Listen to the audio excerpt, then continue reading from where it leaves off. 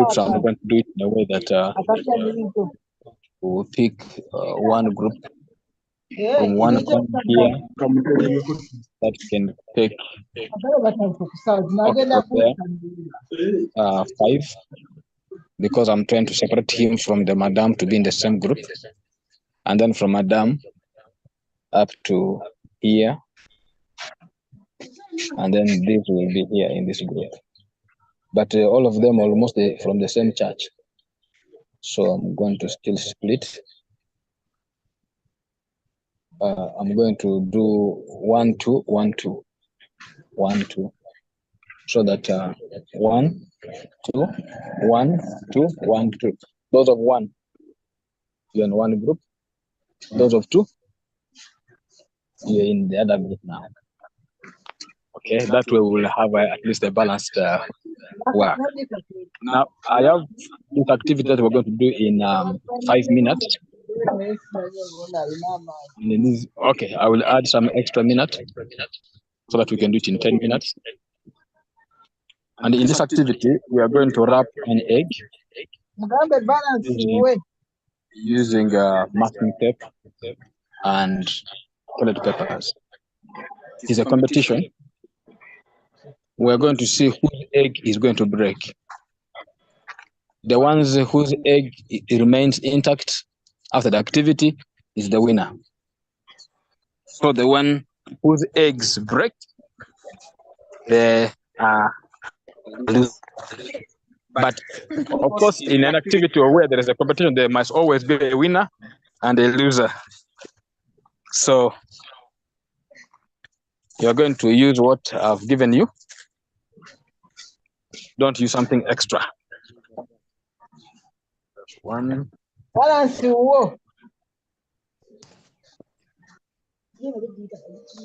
So members who are online, keep online. We can keep following. Once this activity is done, then we shall have the talk. So just keep online and have a feel of the activities that is taking place. All right.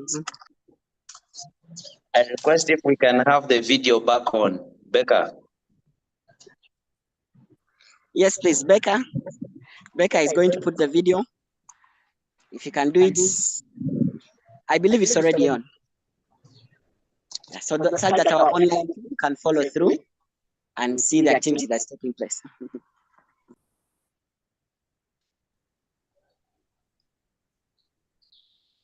I would request those that are not speaking, just kindly unmute. Kindly mute your mics. And when it's time to talk, you'll be given a chance. This helps us to avoid that background noise as the communication is going.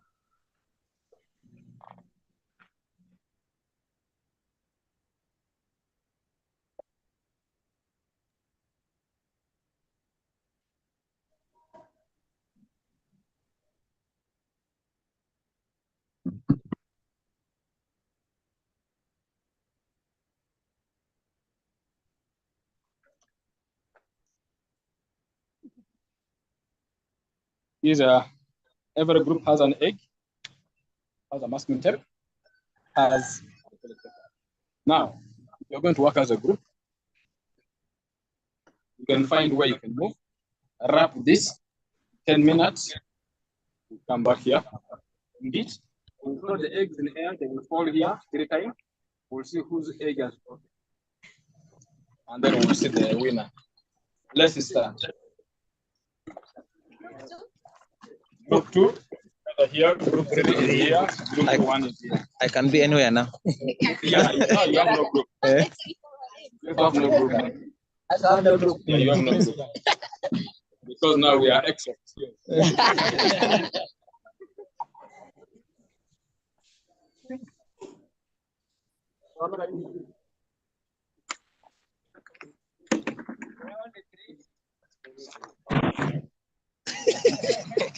So I think I can also put video you can on one of the groups and we see the activity that's ongoing. Yeah, it is your work now. Wrap whatever, use whatever is there to wrap. Yeah, you can go. How many minutes have they given us?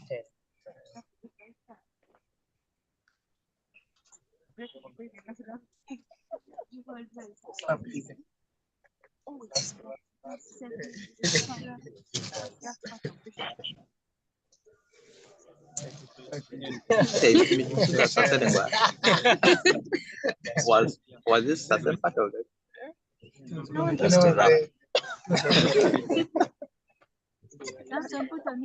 So we have the activity that's currently ongoing. We have been divided into 3 groups, and an assignment has been given. So this assignment is supposed to take 10 minutes, and then we shall be back. Yeah, so the teams are actually taking on the assignment. We actually have team 3 on my side. Team 2. First break, then.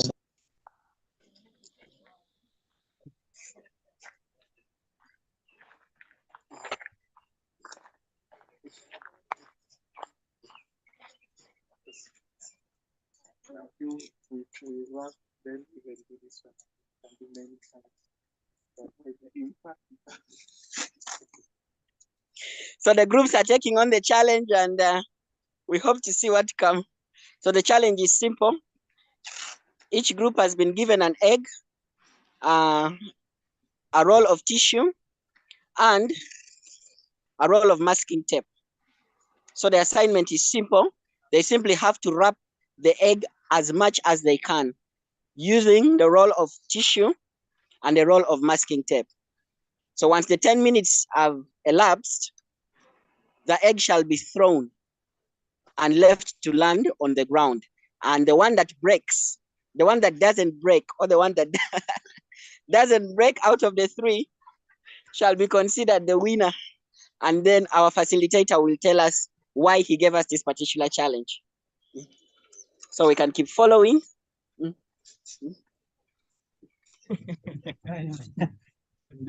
This is group 3. You can see them.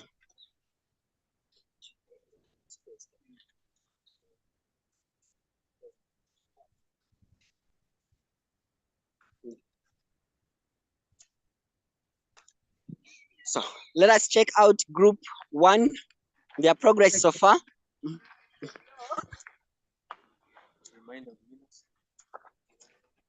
So far we have used about 4 minutes.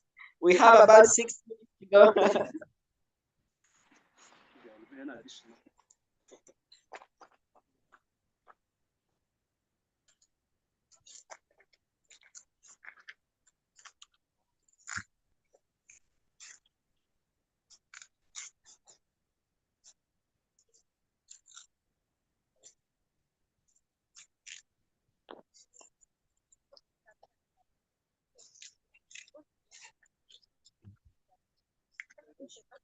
So this is group 1 vibrantly taking on the challenge.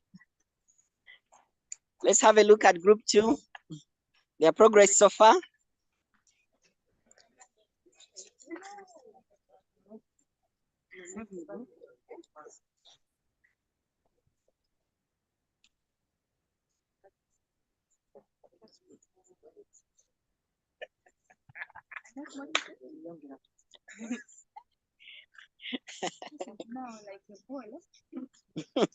As long as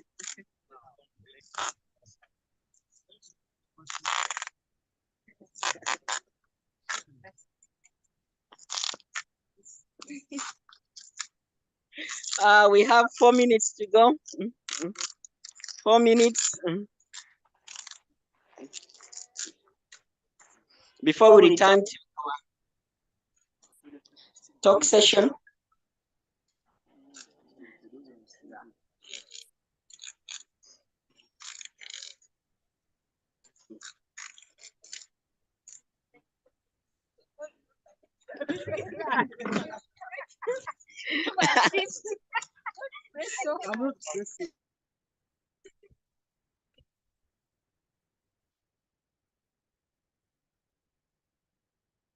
Have 3 minutes.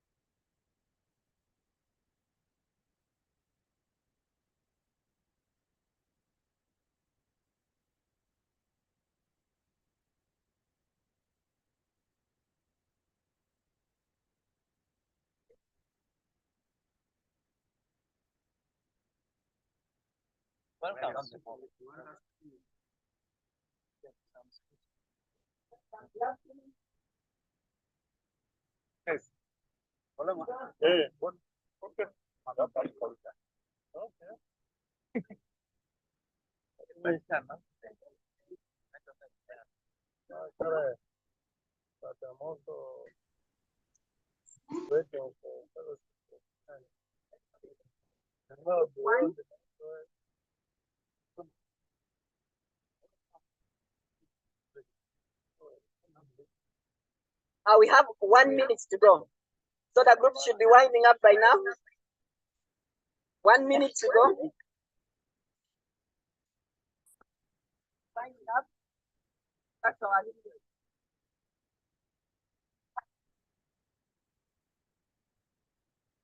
When you're through, I can have my eggs here. We have a few seconds.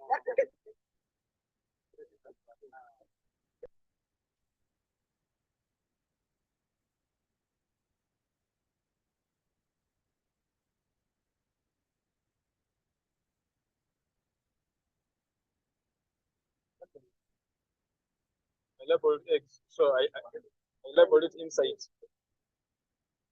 Yeah, I can. So we can take back our seats.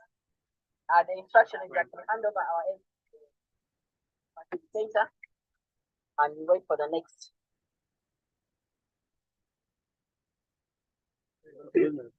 So groups 2 and 3 have handed in their egg. There is 1 egg missing. That's for group 1. No, it's labeled.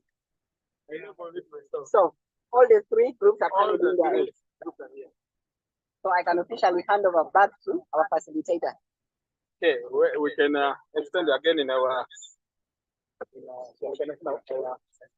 numbers are growing, so let's extend. Yes, our brothers and sisters who have joined us, you're very much welcome.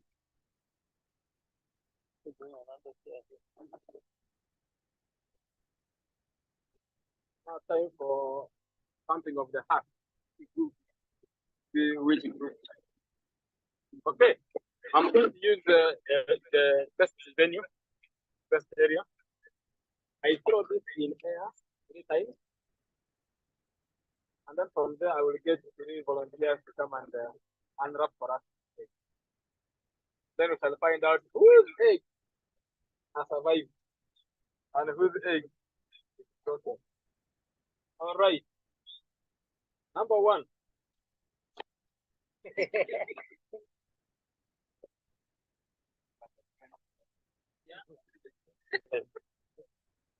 Second time.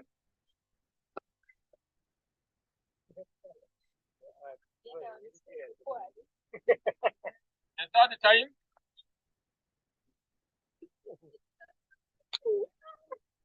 I need 3 volunteers. Just 1 from each group. Just come on. Random.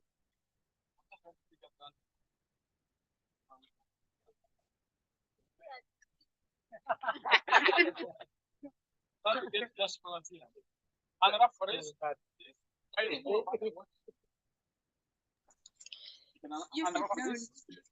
So the activity that's ongoing, the eggs were wrapped by the 3 groups and they were handed over back to the facilitator.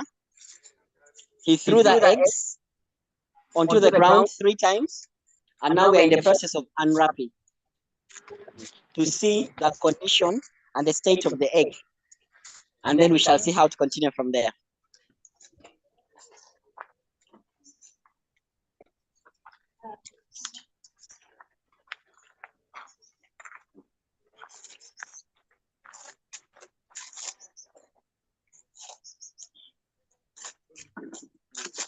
Numbers are increasing, so we can extend the territories. We can also utilize.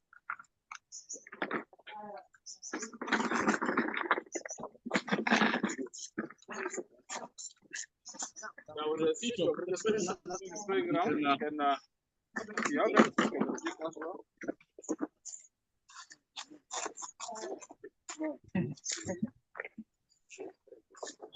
For those of you who have just joined us, We have been in an activity. We are given an assignment by our facilitator. He split us into three groups. Each group was handed an egg, a roll of tissue, and a roll of masking tape. So the challenge was simple. Every group was supposed to wrap this egg using the tissue and the masking tape to the best of their ability. To the best of their ability. The best that they could wrap. And once the wrapping was done, each was given 10 minutes. Once the 10 minutes elapsed, the eggs were handed back to the facilitator, who then threw the egg into the air and dropped them onto the ground 3 times. After the third throw, we got 3 volunteers to unwrap the eggs so that I can look at the condition of the eggs, and the next activity shall happen after that. So we currently have 3 volunteers doing the unwrapping.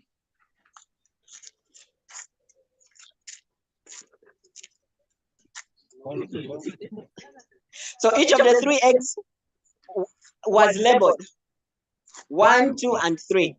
So once the unwrapping is done, we shall see which group egg is broken and which group's egg isn't. If it's broken, just put it down. That's broken. When it is wet, you just know it is broken.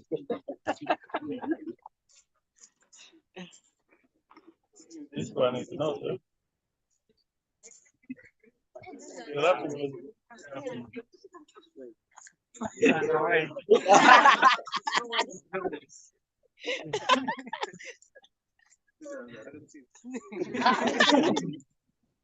So each group was free to wrap the egg the way they wanted and the way they saw fit. So Okay, what is that? Group 2 is here, and group 3 is also in. Let's bring it out. I want to see.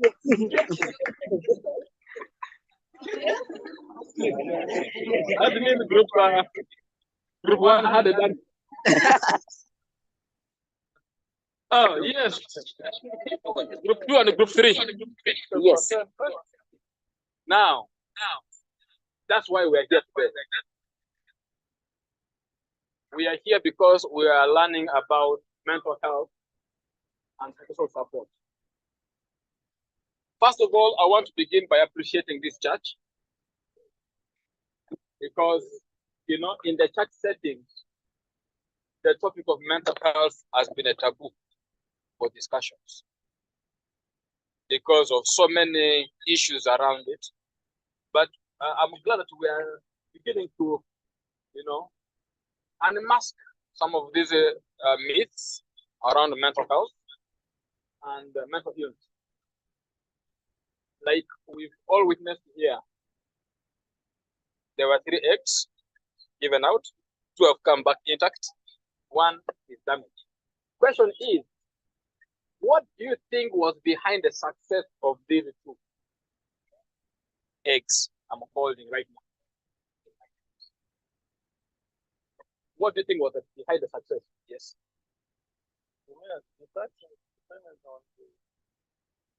After putting the paper, Uh-huh. it was tied to the bound. Uh-huh. Then more paper was put Uh-huh. tied to the bound. Uh-huh.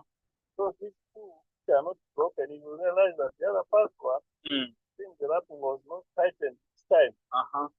That means when we were having the wrapping, as we are covering it, the covering wasn't in the form of various layers. Because from what he's saying, there were various layers for other groups. You saw it. Uh-huh. Very good. And what else? It was tied all around. Uh-huh. The other one was broken. Mm. I think the wrapping was not enough, and the tightening With the masking tape. masking tape was not sufficient for that. True. Uh-huh. What else do you think was behind the success of this? Yes.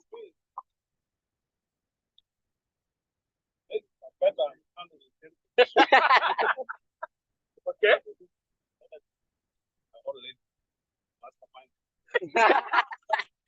It's not yet only men. Only men. Men have pants. Okay. Very true. There is a point there we shall come back to it. Shall come back. Yes. One other. What do you think was behind the success of this? Yes.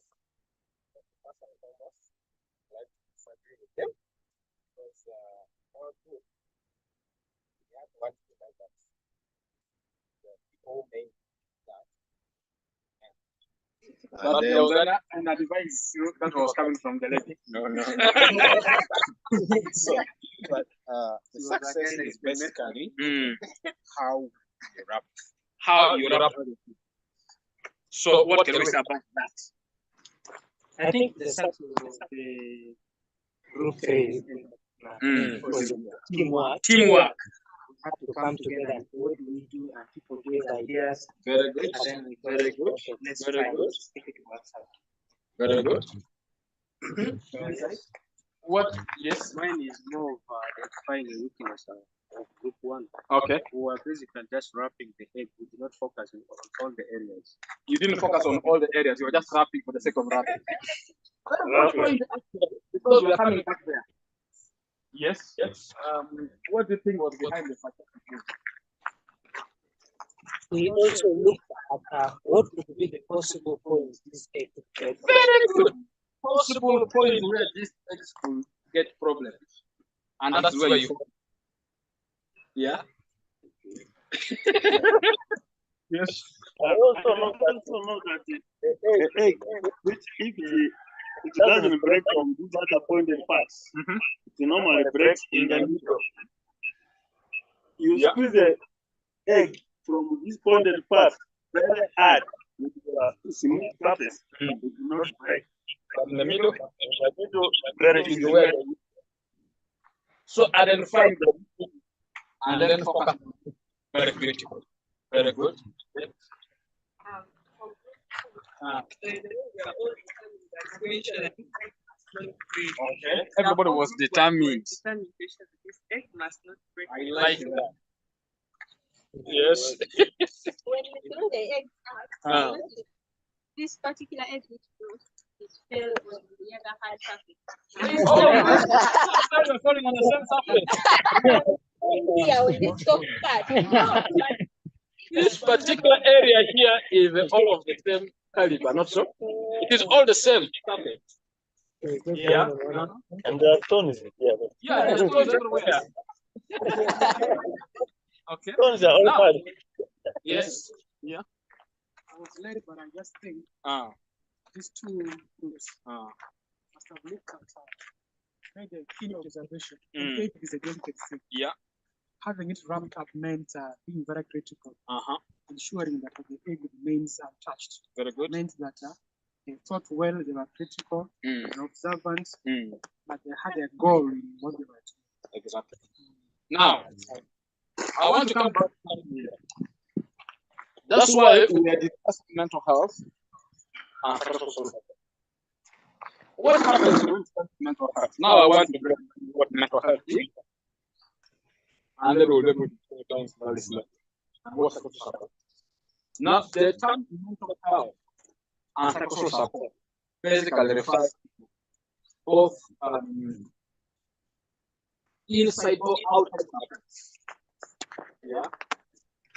That is in place to ensure that the well-being of every one of us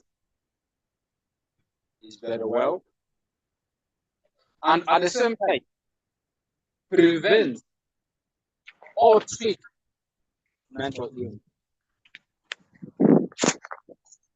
That's what we're talking about. Coming to the mental health as it is. Mental health is the mental well-being that enables me and you to work well, to learn well, to realize our ability, to manage our stress on a daily basis, and to contribute to our community. That is mental health. Where has been the problem? When people hear the word mental health, they think about it. Yes? They think about it when they hear the word mental health. Their mind also runs into the mental health unit. And even when their mind runs there, they are thinking of mental illness. No, that's not about mental. On the other side, mental illness has to do with now a mental health condition that affects the mood and behavior and how we perceive the world around us. In other words, mental illness is now the sickness that affects the mind. So that now the mind cannot be able to think well, the mind cannot learn well, the mind cannot think well, and at the end of the day, we then see this manifest through the mood and the behavior. That's not mental illness. Now, but even still, when we come to the interventions around mental health, we are saying health is available. That's number one. And where is this health? One, from people. These two eggs are the testimony that where there is deep work, mental health crisis that will be minimized. If there is a teamwork, if there is support, if everybody is doing something to protect the egg from breaking, because this egg has potential of life. If all factors are found, this egg will expect life from here. This egg is food. This egg is medicine. This egg does so many good things. And when the pressure to break this egg comes from inside, we expect life. Yes? But when the pressure comes from outside, we expect damage. And even when the pressure is too much from outside, but with enough caution, with enough covering, with enough protection around, damage won't be there. And if it's there, it is going to be a small percentage.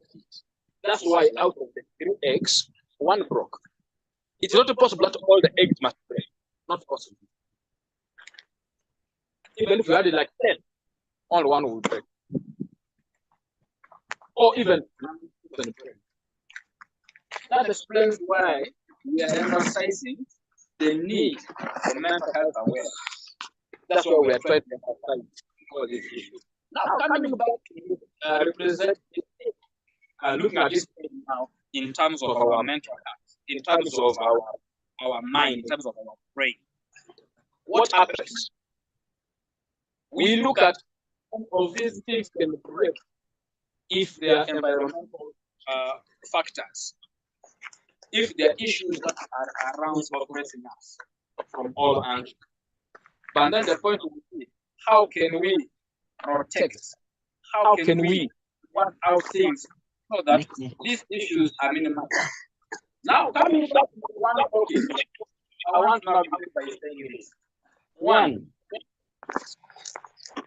even when it comes to mental illness is treatable and who can recover from it. How do I know?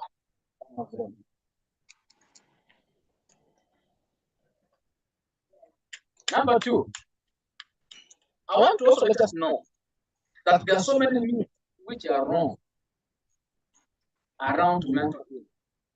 I'm sure you've heard of people say mental illness only affects those who are poor. But I've seen the rich community. I've seen those who have everything you will think of die like those. I've also seen people who have so many friends, but they still get depressed. Why? Every one of us is fighting a battle which others don't know. The battle is in the mind. And this battle is coming from all kinds of angles. What are some of those issues that normally affect us, that make us break this egg? I want to explain. Number 1, from my lived experiences. We wanted the link. Where's the number of go to the link? Finance is one of them. I have been broke, and I have been broke. And I want to tell you, I am one person who was in 7-figure debt. You look at 7 figures, and then you can know what I'm talking about. To be precise, if you look at 7 people, we're talking about 7 zeros, and then you can now talk about you can now begin to figure out the amount of money I was. This is more than 10 million. Me. To the extent that I have the bank statement here. For 3.5 years, 100% of my salary is taken by the bank because of the loans I had. 3.5 years. Salary goes, you receive the message alert, and then immediately they also get the other message alerts that this has been chopped. Balance is 0 for 3.5 years. And you are a man with the beers. You can imagine the kind of pressure that comes. I think now we are talking. I thought I was a very handsome young man. But after 8 heartbreaks, I sobered up. I'm not a married man. But after 7 heartbreaks, so I know what it means to be heartbroken. After you have invested money, you have invested. You know, for us men, when we love a girl, we invest. So, you know, most of the young men who are here can testify how you buy a girlfriend, but when you walk home, the balance you give her for transport, but when you will walk. When you reach your home, you get commando. You get these guys who talk about the business. You get commando. Even sometimes you borrow, you even take them, but you gave out that's one thing that but we've been after all this investment, and then the failure, you begin afresh. Yes. I've been there myself, so I know what it means to be heartbroken, especially by somebody you love. You really love them. And first boys, what happens is when you love a girl, you have picture in your wallet. Even if you have no money, that's where you are with some of your friends. You look the wallet, but you open it in a way that they must see the picture. But then after that, then you get another picture. Relationship plays a very big role because also I pressure. That's why you find people who get to one or two heartbreaks, they think of giving up on life. And I'm glad I'm much settled. You'll find people in chat who say, now I'm serving God. I no longer want anything to do with the marriage. I'm now serving God. No, you can still serve God when you're married. Still possible. That wasn't enough. I've been through this myself because I'm talking from my lived experiences.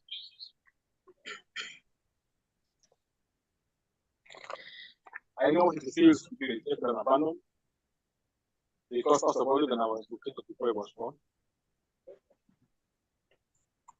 So I know what it means to be rejected by your own family, what it means to be rejected by your own clan, what it means to be rejected at your place of work, what it means to be rejected and nobody wants anything to do with you in your relationship, in your marriage, things around you.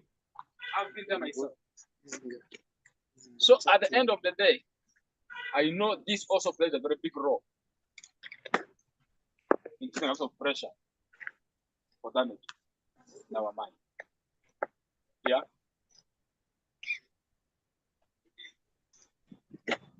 And finally,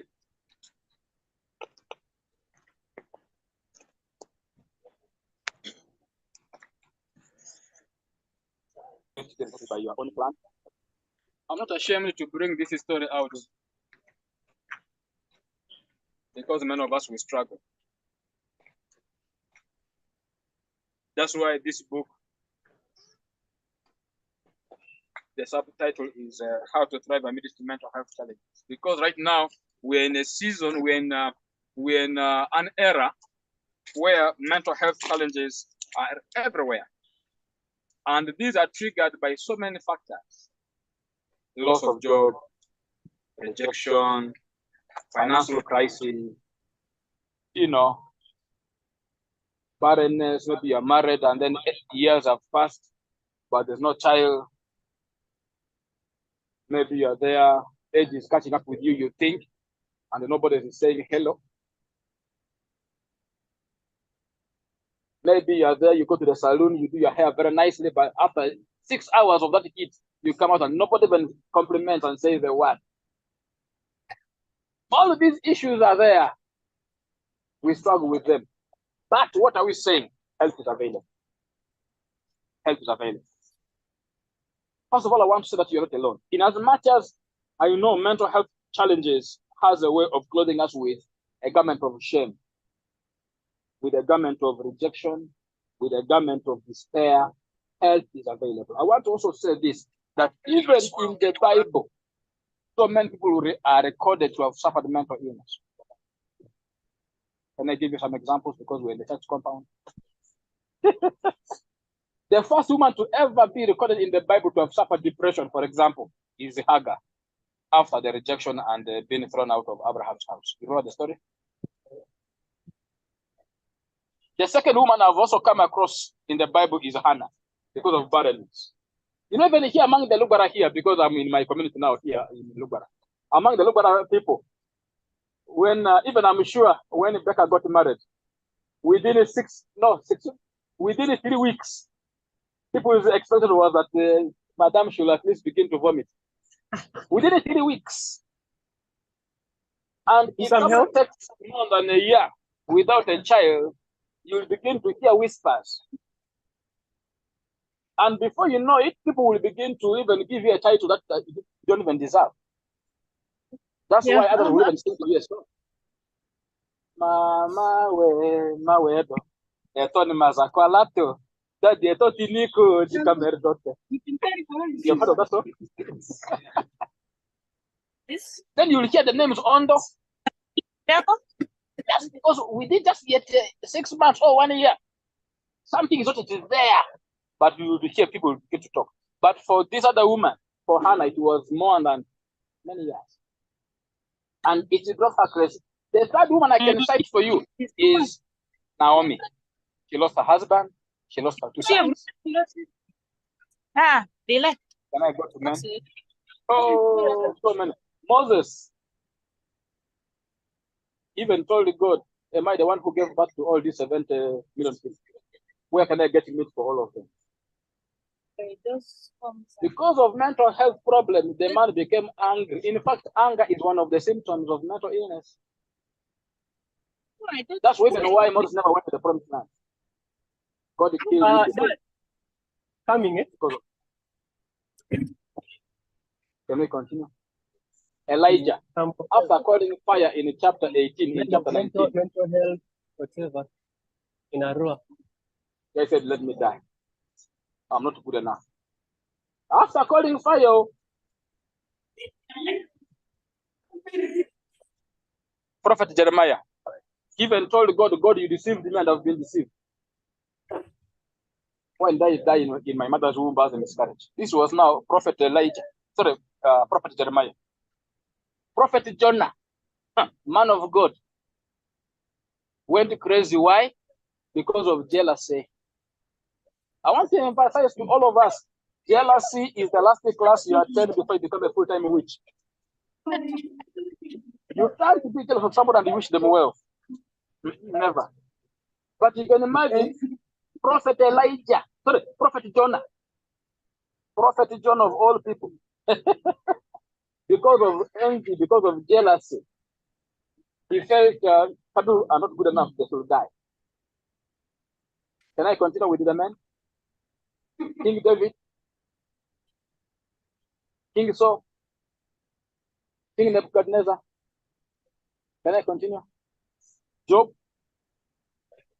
Can I continue with the men? How many men are those now? So many men who battle this crisis, including the one and the only, the Savior. One day I was talking to the clergy. They said, "You man, you are a blasphemer." I said, "No, let's go slowly before you even stone me for being a blasphemer. Let's be honest.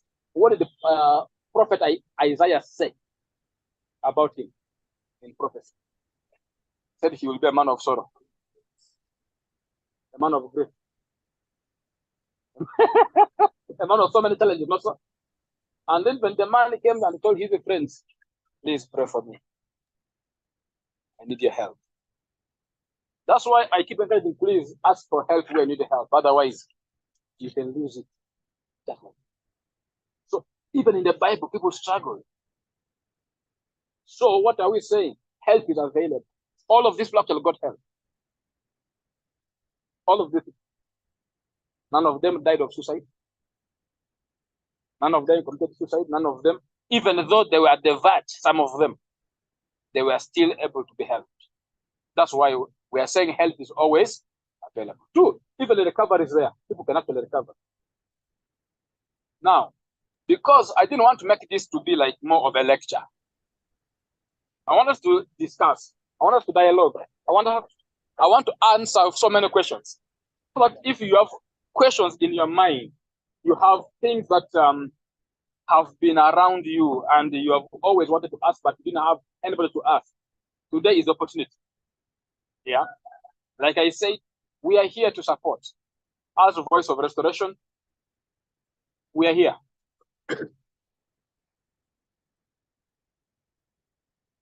Why are we here? Because we want to see how to support. Just like we learned from the story of the eggs, how we wrap this. We want to see how do we learn, how to support one another.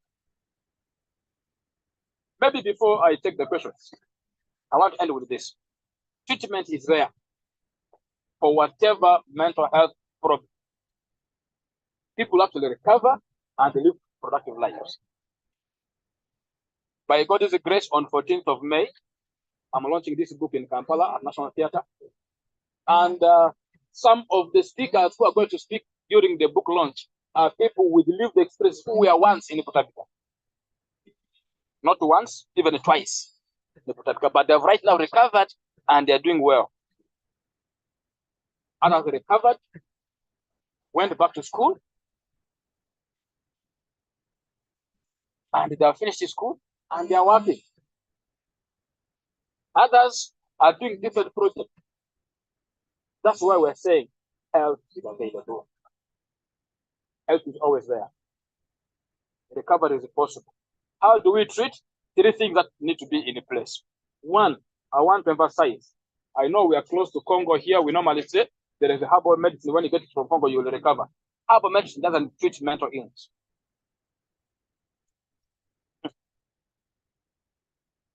Get proper medical treatment from a recognized facility. That's why if somebody has depression, for example, you are given antidepressants plus other medications.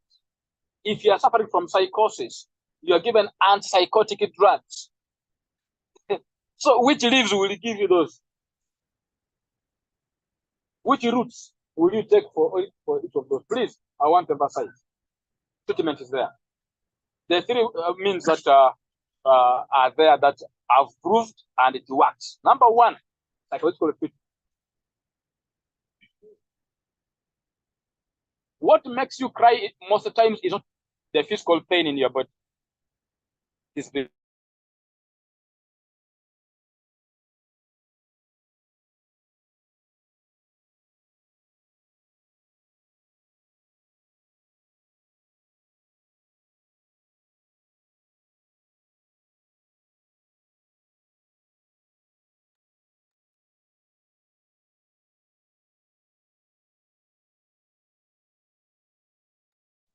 We are not hearing anything. The sound is off.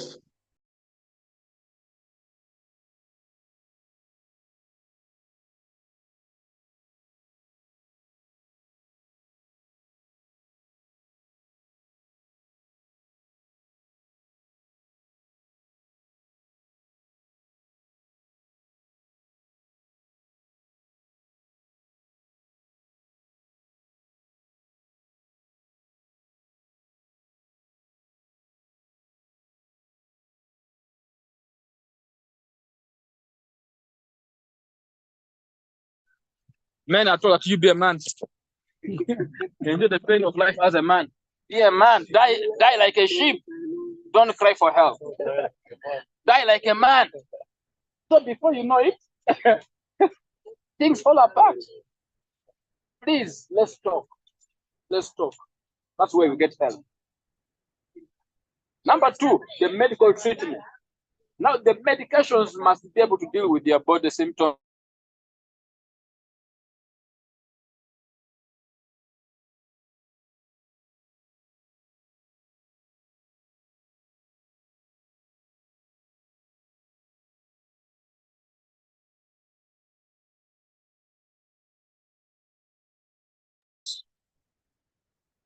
That he has given us for food and also as medicine. That means he knows that our body needs what? So the medications are there. Number three, because we are also a spirit being, you need the spiritual angle. That's where prayers must work. I'm sure you've come here for deliverance services. I'm sure you've come here for prayer and for other services within here, Bible study and all of that. And even sometimes you come to church, after the service, you say, oh, I'm helped. Because the way this person preached, I'm helped. Not so. I feel better. Why? There is a spiritual nourishment that you need. That's why these three must work hand in hand. Otherwise, like I repeat again, help is available.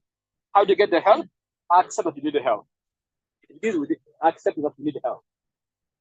You know, the one talking to you never waited for a month. And they kept saying that I'm fine. Nobody can even approach me because I was unapproachable.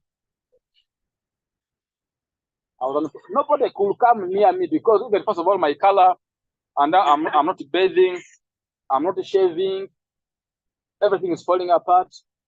I just show up and I'm working. I know what I'm talking about. It gets back to a place where we must accept that I need help. Where I am, I'm not correct. That's why I want to throw the challenge back to us. If you see the work you do, how you are working, if you see how you are, maybe you're in school, how you are learning, or maybe the way you are doing your things, how are things? You see that things are dropping or you are thriving. Because where you feel that things are not moving well, please engage, seek for help. Before I continue, I want to introduce my colleague. Please, you can say hi to us, and you can supplement something more, and then we go into question and answer. Thank you.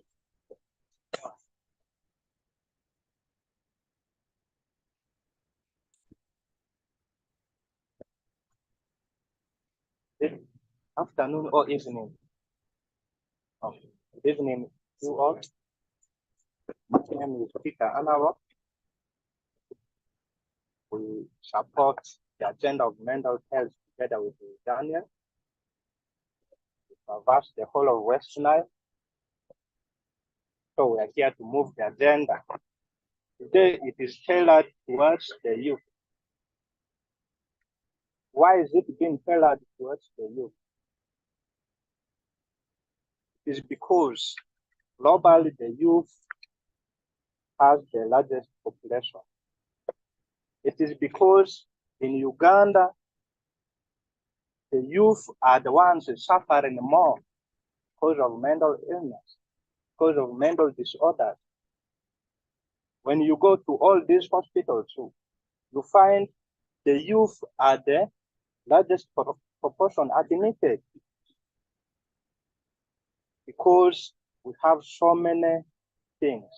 We have so many needs.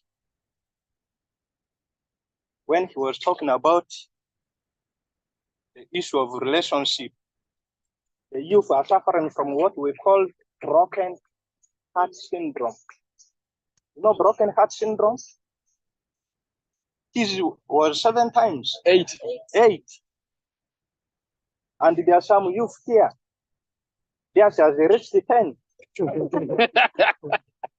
That is what we call broken heart syndrome. Repeatedly it is happening. We have the issue of alcohol and substance abuse. you find, actually, why are there few youth here? Why are we not having the whole compound filled with youth? It's because they have gone to their meeting point where they chumarundi. It's because they have gone to start drinking alcohol.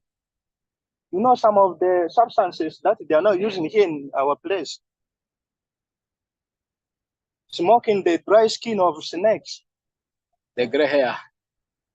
Actually, the other time I was telling elders they should keep their head well, otherwise they'll have issue with the youth. Because they'll come and attack you and then shave off the hair. No, actually, the other ones, what they do is they come nice and say, can we shave you? They come nicely and they convince you, and then you say, yeah, by the way, you can shave. So they shave and then collect the hair and go and smoke. You understand that? So we really have a cause to sit here together at this time. We have a reason why we are here. And whoever is here, count yourself blessed. Because you are listening from the one who has the experience. For me, I'm a psychiatric nurse. So when he's talking about therapeutic interventions, when he's talking about the medications, that is where I come in. Even as we're talking now, many of us here down seated, they have a lot of issues.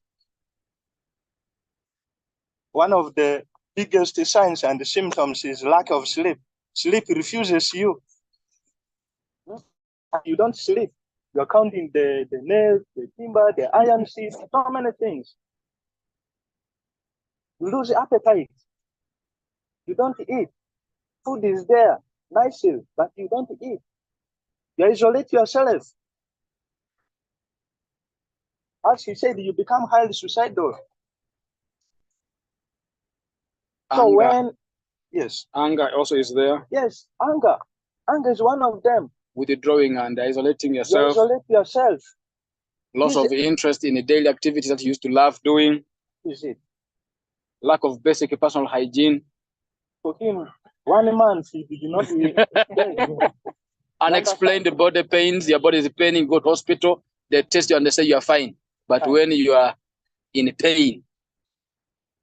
Actually, we don't go to hospital because we have mental problems. It is very rare for somebody to say, I have a mental problem, I have to go to hospital. But you look at these symptoms, I have body ache, I have headache, we cannot be resolving to go. They tell you you don't have to go home. The problem is psychological. Your problem is social. You understand? Now, in this world, we have what we call the dimension of mental health. How do we approach? That is where we sometimes have issues with the other stakeholders. We have the spiritual dimension. We have the cultural dimension. We have the medical dimension. In medicine, we assess you, we diagnose you, we treat you. But in the culture, they'll say, the other time you didn't pay the dowry of your grandmother. As a lady, you insulted your you insulted your mother-in-law. That's why you're having this. They said, Simon.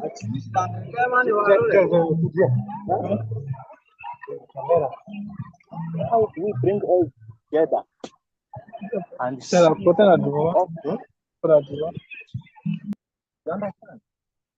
we as the youth, we have suffered more. Why? Because we have a lot of expectations. Relationship, finance, education, job. Even at the workplace, you are harassed. I'm even sure there are many of you who have been harassed. But if you have not been harassed, thank God. They fire you from work anytime. What happened? Probably you pick a loan and you have not yet paid it. Where will you start from? Have a lot of expectations. we have a lot of demand. Otherwise, as we are seated here, we are here to interact. Want to hear from you. What are some of the things that you want to understand? Okay? We have just broken the tip of the ice. You to understand what mental health is, what a mental disorder is, how does it become, what are some of the perspectives? Just okay? Otherwise, I want to thank each and every one of you for coming. Wish you the best as we keep on discussing. Thank you. Thank you, thank you, thank you. I have a few flyers here. When I was at Minister of Health this week, actually, I got enough materials that I can share because we need to give information. That's even why Bible says, very palmate for the time.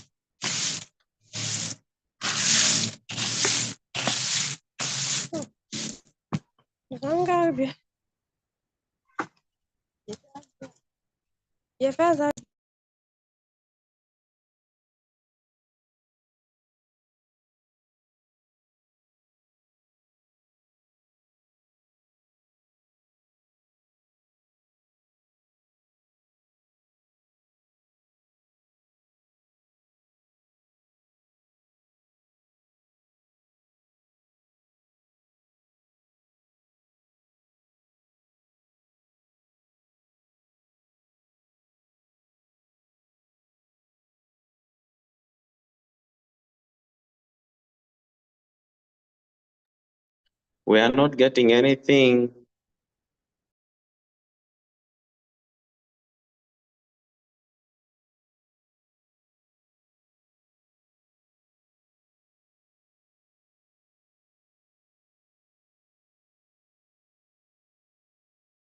Married. If your husband is broke, he's an angry man. Many of us, when our parents were broke, they were also rude. It is obvious. So, but there are so many of these issues. We need to understand what is making what. Because there are so many types of mental illness. And everybody suffers differently. Depending on, like we said, so many factors are in there, so many symptoms, and so many issues around there. But also I know among the Lubara here, when somebody is struggling with sometimes mental illness symptoms, we say it's Lubara. Now they will tell you that you need to bring elders to come and eat. Elders must do this. Elders must do that. But at the end of the elders eat your goats, they go, nothing happens. It continues. We need to get information that these issues, most of it is psychological problems that we go through in our daily lives. Yeah. And then some of these issues come because of the genetical components that we have in our bodies, the hormonal imbalances, and all of that. But help is always available. We want to take questions and the comments. Or you can also share with us your experience, if that's okay with you. Yes, sir.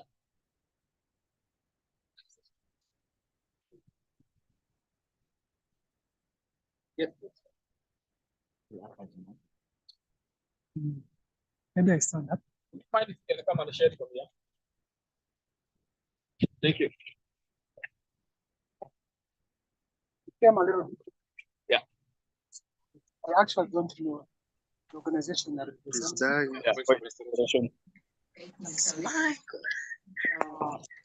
My name is Zambi. You're a person with experience. Yeah. I've got the Peer Nation. I don't know whether you came across that. Yeah, I know Peer Nation. Yeah. I was with the AD actually in Kampala. I normally meet him a lot. Support worker. Also a client. He was. My client.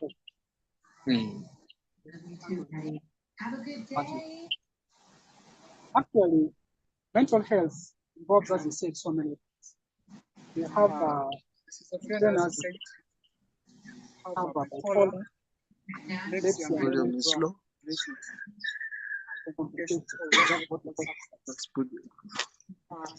There is something to mention about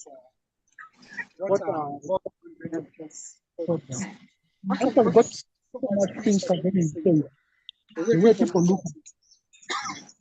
It's so positive. So positive that sometimes you end up spending more on what people say than what actually have got. That is what people say goes to the myth. Then coming to proper medication, it's actually cheaper. But the person himself does not find a sense of going forward. It must be helpful for someone else. That's particularly for others. But for the person living like I am, many people think also in the same way that epilepsy must be because must be things that cause. Must be that your grandmother's Bible was not completed. Maybe so and so died and the funeral rites were not held. This was definitely the truth. So generally, the traditional theory, that's what surrounds it. How traditional you handle it. Mental health and epilepsy just have got the same problem that surrounds. Let's say now the distress is very hard. I can share with you, when I first developed epilepsy, it never came like this. I was not having it. I was just having it. I would see images and just begin running away. I was a child. So my parents would get so much bad. My mother was more bothered than my fathers. She didn't go to school, but my father went to school. My father just analyzed some kind of barrier or something to it. Now, they take into things are checked up. When I was in camp, when I had my first epileptic attack,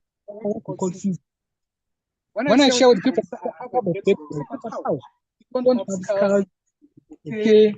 Come back, I was on TV, they were asking me, because they know a person must fall in fire, she must get banned, she must. But no, when you're on medication, you keep yourself well, you can still avoid. People go to those exits because there's no much help. So when I had my first epileptic attack, I didn't believe it. I was told, what happened to you? Exactly what happened. The other neighborhoods, because we had a neighborhood. Are you sure? Then acceptance comes. But how? Why me? Is it true that I am like that? But I used to be like that. That's when I realized I had something different. Now, when I got to Arua Hospital in the year 2000, I began getting proper medication. Up to now, that's okay. I don't have the fix, though I'm still on medication. So when people live with mental health challenges, they are mostly governed by actually by what people say. They don't think about going for pharmacotherapy. Is actually not there. It's actually the last resort. And for me, it is actually what has helped me most. We tried all of these traditional ways. One, my mother went to what we call the religious healers. When we talk about the traditional stuff, we mean so many things. The religious healers. A man came to pray, perform some rituals, gave me something, and it's really very funny. They got some herb, prepared it with the flesh of pigeon. You also know how the religious people value goats, rather sheep, pigeons, and so on. This must be boiled with pigeon. What I did was, what happened was I only ate what? Pigeon meat. And I continued to have my feet. There was no change. As if it was not enough, she had to go home. I was called to go to our village in Bodonga. He said, you know, your grandmother was a herbalist. And she used to have spirits. But these spirits may have not been inherited. So maybe he's looking for someone to inherit them. So what happened was they brought someone from my father's mother's clan and bought a cock. And then they said, you take these spirits back to, it's your daughter's spirits, you take them back. What happened was that I was made to sit, got the cock, talk, and said, if it is our daughter's spirit, they have come to pick this spirit, I'm going back with it to round my head, cock. Then he went that he had taken the spirits. They went and ate their cock. I remained with my what? Left it attached there. As if it was not enough, there was a magician. They said this one is from Marid. There's a place called Marid in Sudan.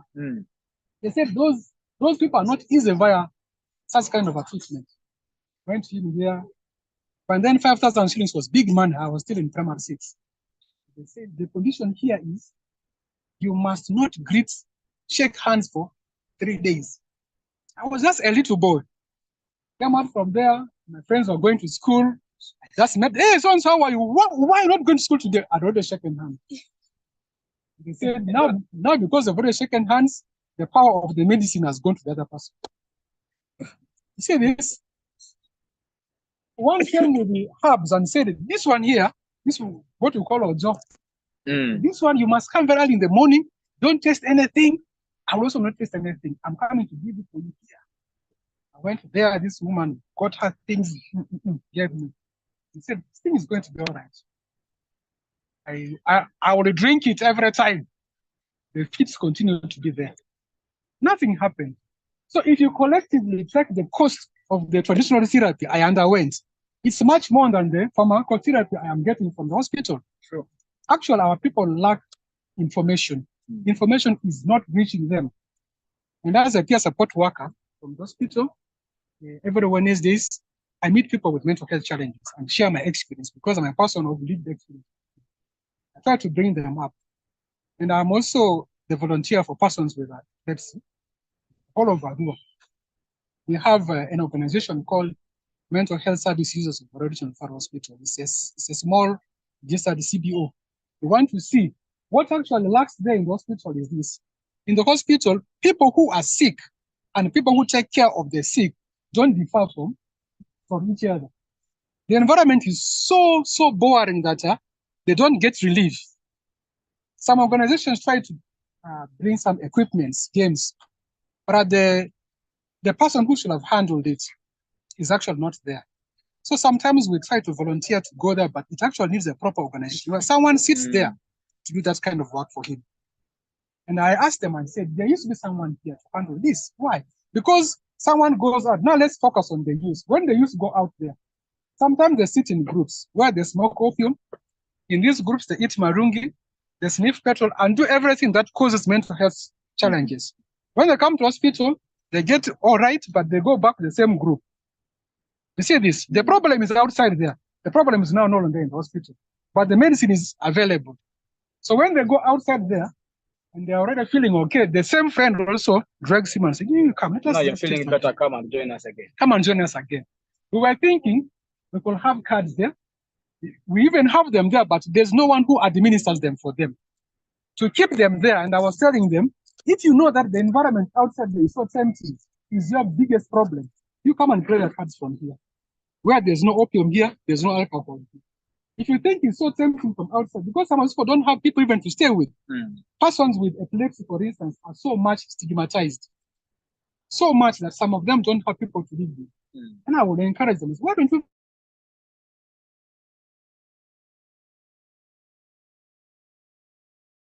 group? You come and sit here, talk to, as he was saying, if you talk, okay, it becomes a very big problem. So come and sit down with people and we talk.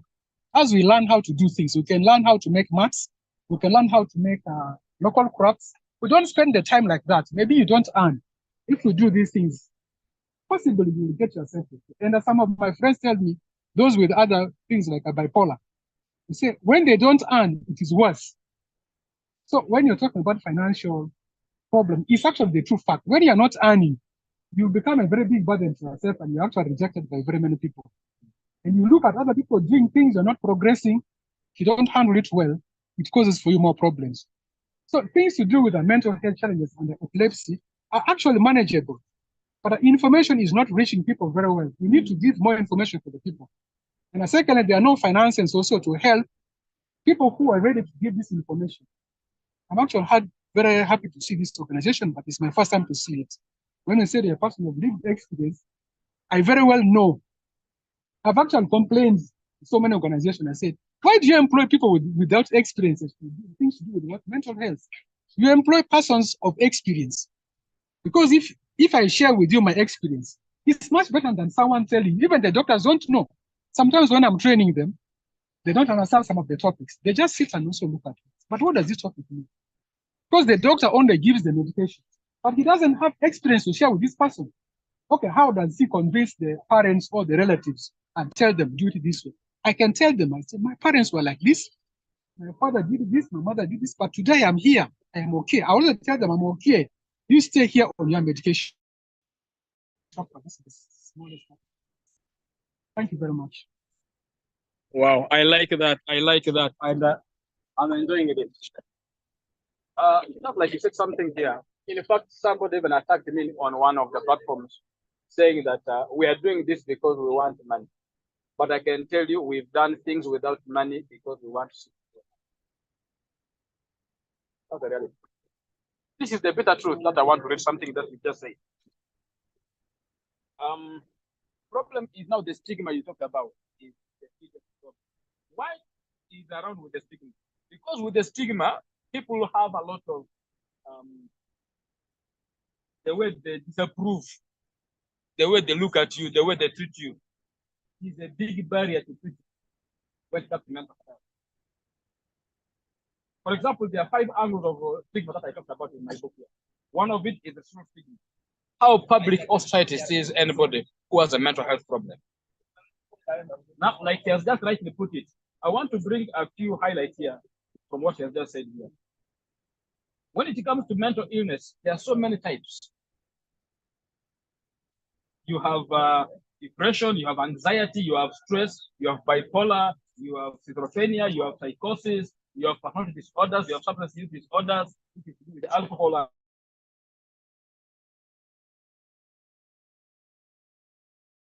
and the drugs. You have developmental, emotional, and even within our community here, you have children who are 3 years, but they can't talk because they have developmental problems with autism. You have epilepsy, you have suicidal behavior, you have self-harm, so many of these. But all of this has different background, it has different causes. Like I like what I said here, in most cases here, we think this is to do with witchcraft, we think it is to do with our grandparents who were not appeased. One time somebody even said that your ancestors who died long ago are not happy with you, so you must appease them. You know, and our people even in the villages, that's why you will see some people bring 2 goats, 3 goats. Then there's even one where they sell Muto. If it's not there will be no blessing for you. You will always be frustrated. Your uncle must bring a he goat, and then you must give your uncle a she goat, and then you must eat he goat, which even takes you more into the poverty. You know, yeah, it is actually poverty which is triggering most of these issues, and then lack of information, like you have actually put. That's why, if you have been following, I've been running some of this mental health awareness on radio parties here every Sunday, 3 to 4 p.m. If you follow, you can hear my voice now, you can recognize. Why? We are trying to create awareness, we're trying to help people to know that, hey, these things are there, these things happen, these things exist, but help is available. Like my friends, even like the put here. If you come there to the facility, our referral here, the numbers sometimes are overwhelming. Space is very narrow. That's why we began our office just here in Anyafia down here. That's why we've been doing monthly fellowships where we call people with lived experience to come and share experiences. We engage each other, and then those who need psychiatric services, we offer them psychiatric services, and then those who need whatever advice we do, because also stigma is real. Societal So social stigma, I talked about it, how the public views. Number two, social stigma is to do with the policies and organizations. That's what people live in now fear in some organizations. If you have mental illness, they fire you from work. Some people now fear to come up to say that I have this problem because they know they might lose their job and that is where their livelihood is. Now you have self-perceived stigma. How will people see me if I go for help? A big issue also we struggle with. How can they see me? They hold me with my title. How can I go and seek for medical services, mental health services from the hospital? Lying up there when people are saying it? No. How will people see me? That self-perceived stigma. We have health practitioner stigma. This is where the health practitioner is the one who stigmatizes, is the one who gives the stereotypes. The health practitioner now. They see you, that one is don't mind him. Has this problem, that one. So instead of helping, they're actually making more problems. The last one is associative stigma. This is to do with somebody you are associated with. For example, if you have a family member who has a mental health challenge, chances are when visitors come home, you want to lock them up because it will be a shame to you for your friends to know that you have that kind of connection at home. So because of association, you feel ashamed of your relative who has a mental health problem because of shame. But because of all of this, people are not feeling to come out. That's why, even in this church, I'm sure, men who don't talk about their problems, even prayer requests are not coming through. Because when they bring their prayer request to do with the mental illness, they become gossip news. Number two, even I'm sure all of us who are here, we fear to open up about our HIV status to our church members and our colleagues and our family members because of fear of victimization. And I'm also very convinced, even right now, many of us who are here, many relationships and marriages are in the intensive care unit because we have started to suffer in silence because of the condition around us. That's why we are saying, hey, help is available, open up. Because when you share, help comes through. Two things I want to also help us remind us here is this. Even in the Bible says, confess your faults one to another and pray for one another that there may be healing. Healing starts when you're able to open up and share whatever you're going through. I want to announce this. You are as sick as your deepest secrets. You kept yourself. That's why many of us who are suffering from post-traumatic stress disorders, some traumatic experiences happen to us. Some stressful events happen to us, but we fear to speak up. And it is eating us as a virus. That's why we're not sleeping. We're not eating well. And we are fearing to speak. That's where these issues are. That's why I'm really glad for this platform, sir. Please keep it up. Keep it up. You don't know the number you are saving just from this kind of talks. I know there are so many who are online, and there are others who are here also. And I can assure you, help is always available. But the problem is the stigma. The problem is the judgment. Others think that if you have epilepsy like my brother has here, they will say that is a bad omen. They begin to look for every reason why they should actually sideline you. Something that must not be there. Help is available. Can we clap for him again? Okay, so we. Throughout my life, I was not a person. Okay. I also defend myself very well because my parents pushed me to school. Daniel, we shall answer your question. But for me, I went to school and I was always okay. It's not easy to actually resist stigma. I had a colleague with whom I was in college. He failed to finish his papers. Then I had a small argument. It's like you people who are just deranged. I said, fine, I'm deranged, but remember when the same college, my left side, some of you left side and the ran away. It was also a very big blow for you. True. So it's not easy, but you can still resist that kind of stigma. There are many things you do which are good that other people don't do. In my training as a care support worker, I always said that I've got the tree of life, okay? Things that you can do things that sometimes you do things better than even other people do. Those who stigmatizing even people of no class. I'll ask them, yeah, you have one. Have a let's say, you don't have, so how you tell me? It's me to tell you how things are. So I am always very tough. Many of our people are not. That's why the problem. You are very tough. So people should be encouraged. Be encouraged to also know the things they're good at doing. They are very helpful. They do certain things very well. They must be encouraged along those lines so they can be able to stand up on their feet and say we are also using. Actually, you have just said something that is very good. Do you know that most of the billionaires we have in this world are people who have bipolar condition? Because they take risks when they're at that hyper moment. They take risks and they do big things. It is until when they sink into the other side of depression, that's when things lag a bit. But when they come back again, they hit with one force. And that's why they are able to move. So there is an online question. I want to take that one from online. And then from there, we'll also come back to take one. There was a hand here. Yes. Online. Okay, Daniel, I can see you have a question. Kindly unmute and ask your question. Yeah. Thank you, moderator.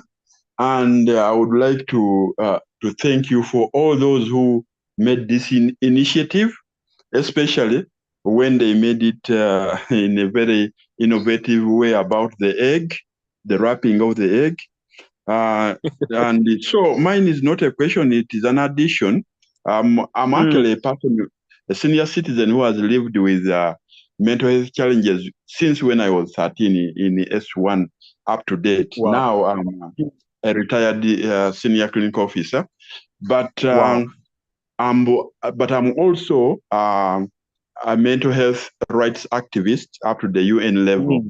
So I would also like that in the near future, when this forum continues, that we don't only look at the medical mode of approach of mental health. Mental health is very large because there's life after a mental health institution. There's life after medication. Can we look at our rights, the right to work, where we need reasonable accommodation, where even the employment, they ask, have you ever suffered a mental illness before? And not to help you, but discriminate you from the interviews. Such issues, legal capacity, whereby people have gone to court to give witness and they say, that person suffers a mental illness. And they crush it, the lawyers, they use the word unsound mind. And even today, even in politics, people lose their offices. They say, according to the law, you can only lose this office when you become of unsound mind.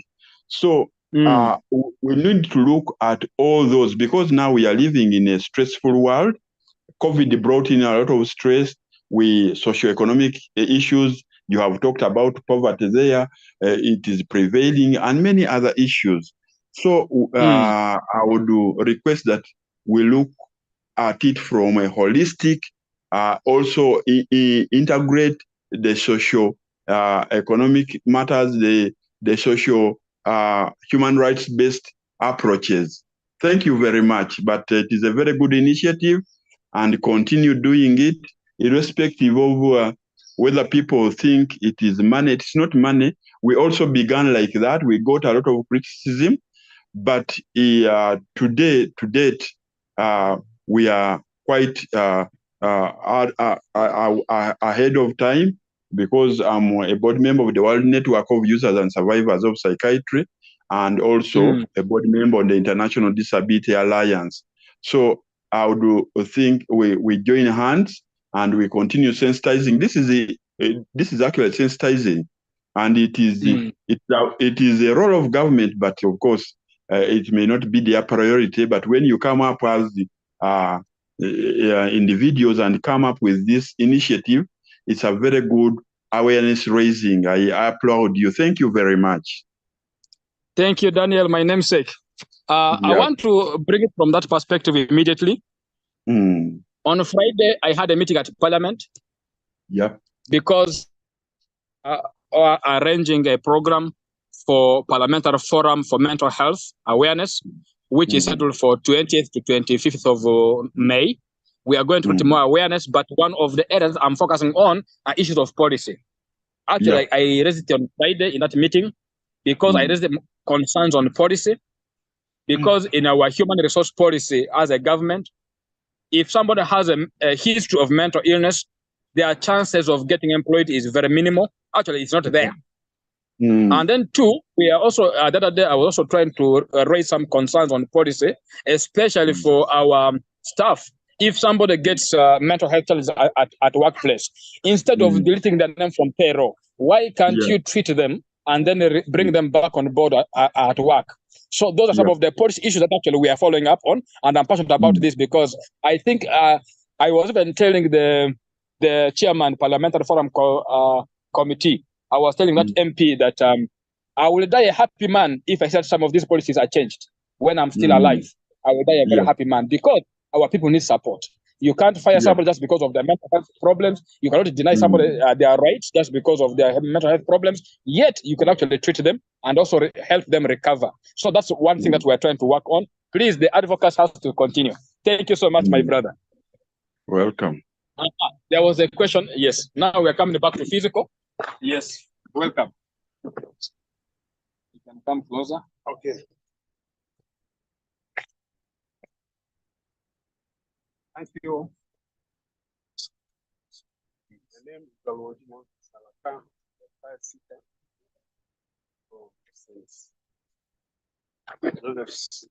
such as Uganda or Nigeria. The first one is like this. In 1960,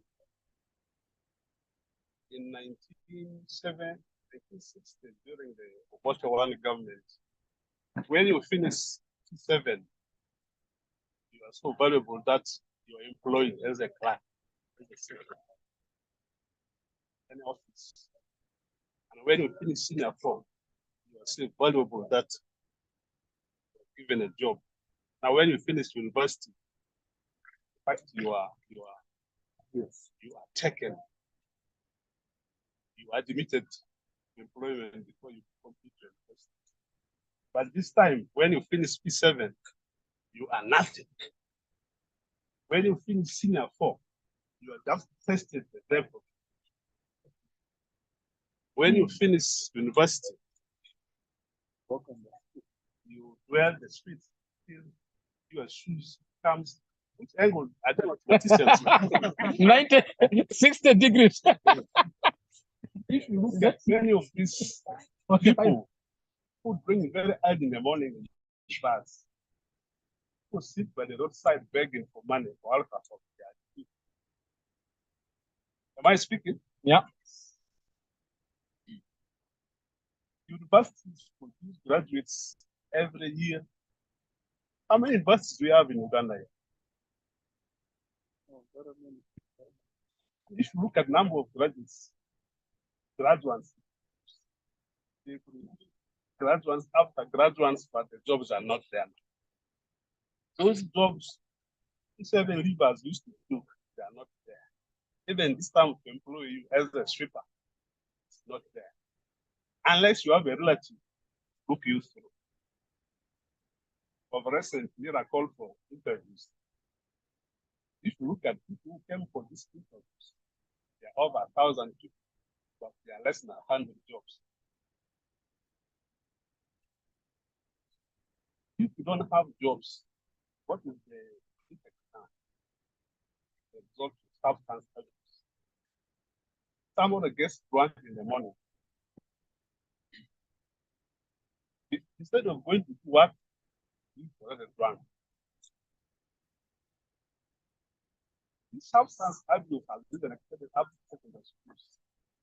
Of late, we have been having inter-schools games or football tournament. You drink before they go.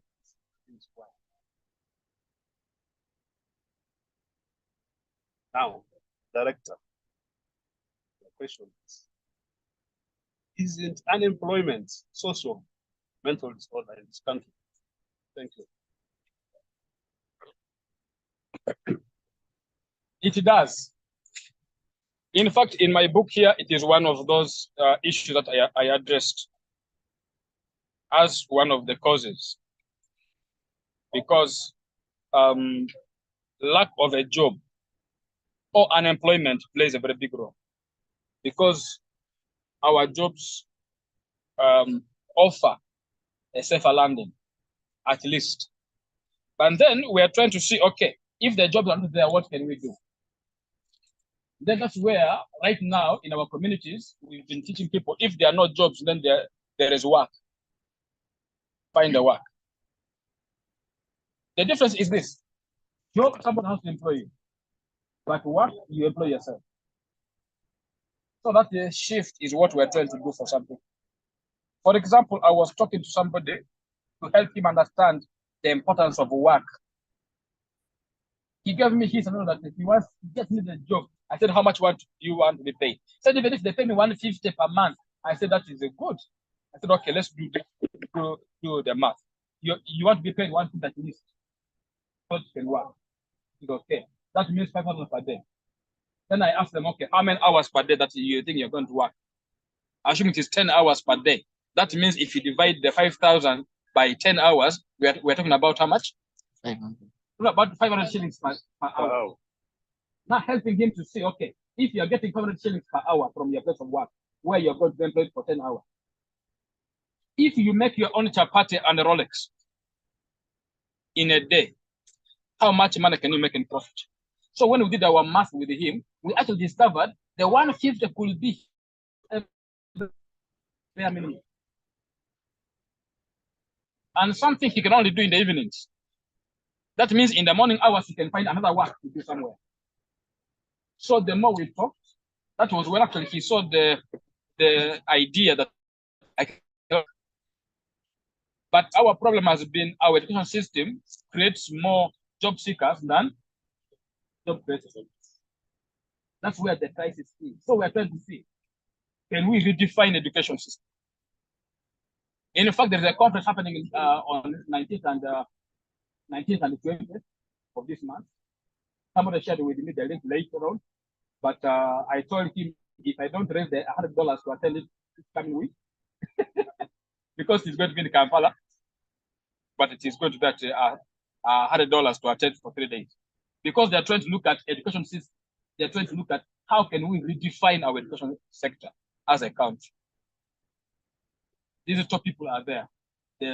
The policymakers are there. So we want to see how can we bring our ideas to see how we can change our education. That means what? All of us have to do something. All of us, we can do something to promote mental well-being and also to prevent the crisis. Many of our young people are drinking because of frustration, yes.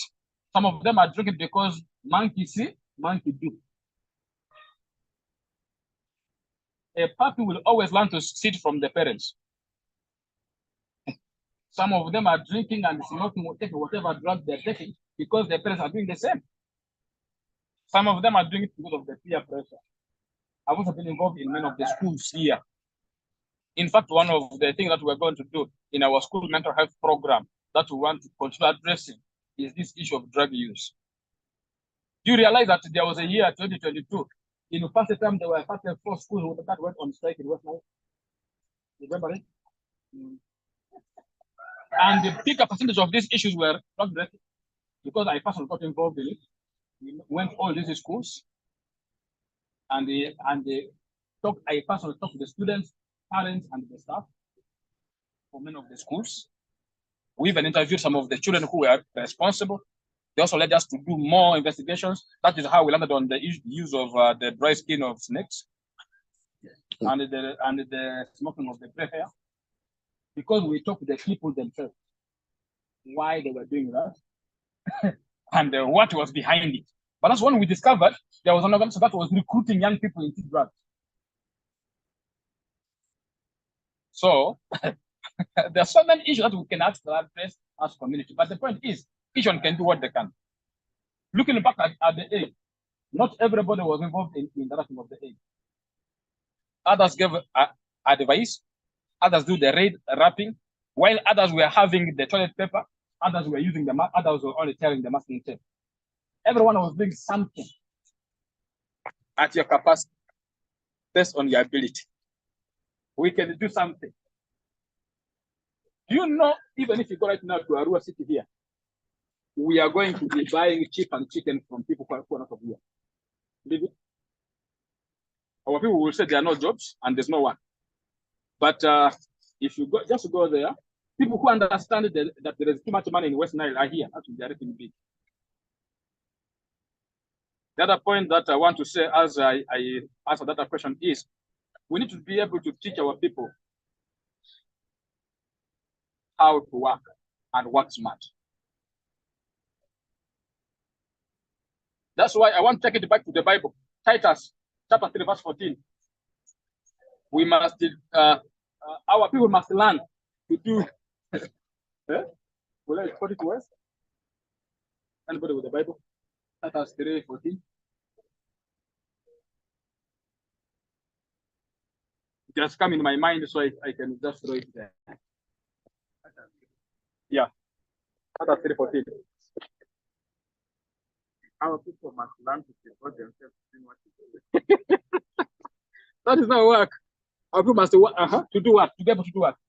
In order to provide for urgent needs. That's the point. That's the point. Another version. People have to learn in their work, not in their job. all their necessities. So that it is from your work, not your job, because your job, somebody has to employ you and give you terms and conditions. But on work, you're going to do it with all diligence. So that you're able to do what? Especially the needy, and they don't end up with nothing to show for their lives. That one is a bit tough. So, but the point here is we can teach people how to do that. Then the point here is we have ideas, but we want people's idea. That's why the book of Growth by Choice, end of it, the last chapter of this book is to see how you can develop your own idea and you can run with it. Because all of us are gifted differently.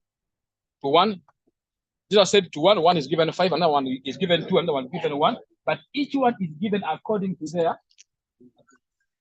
That's why in treatment and recovery for mental illness, there is what we call occupational therapy, where somebody learns to do something with their hands. But at the end of the day, she talked about making the basket and all that. At the end of the day, you not to be idle. You will be able to work with your hands. You will be able, because the Bible says, after all, God will bless the work of your hands. So when we harness all of these together, we can actually have productive lives. And even with or without mental illness, we can still thrive.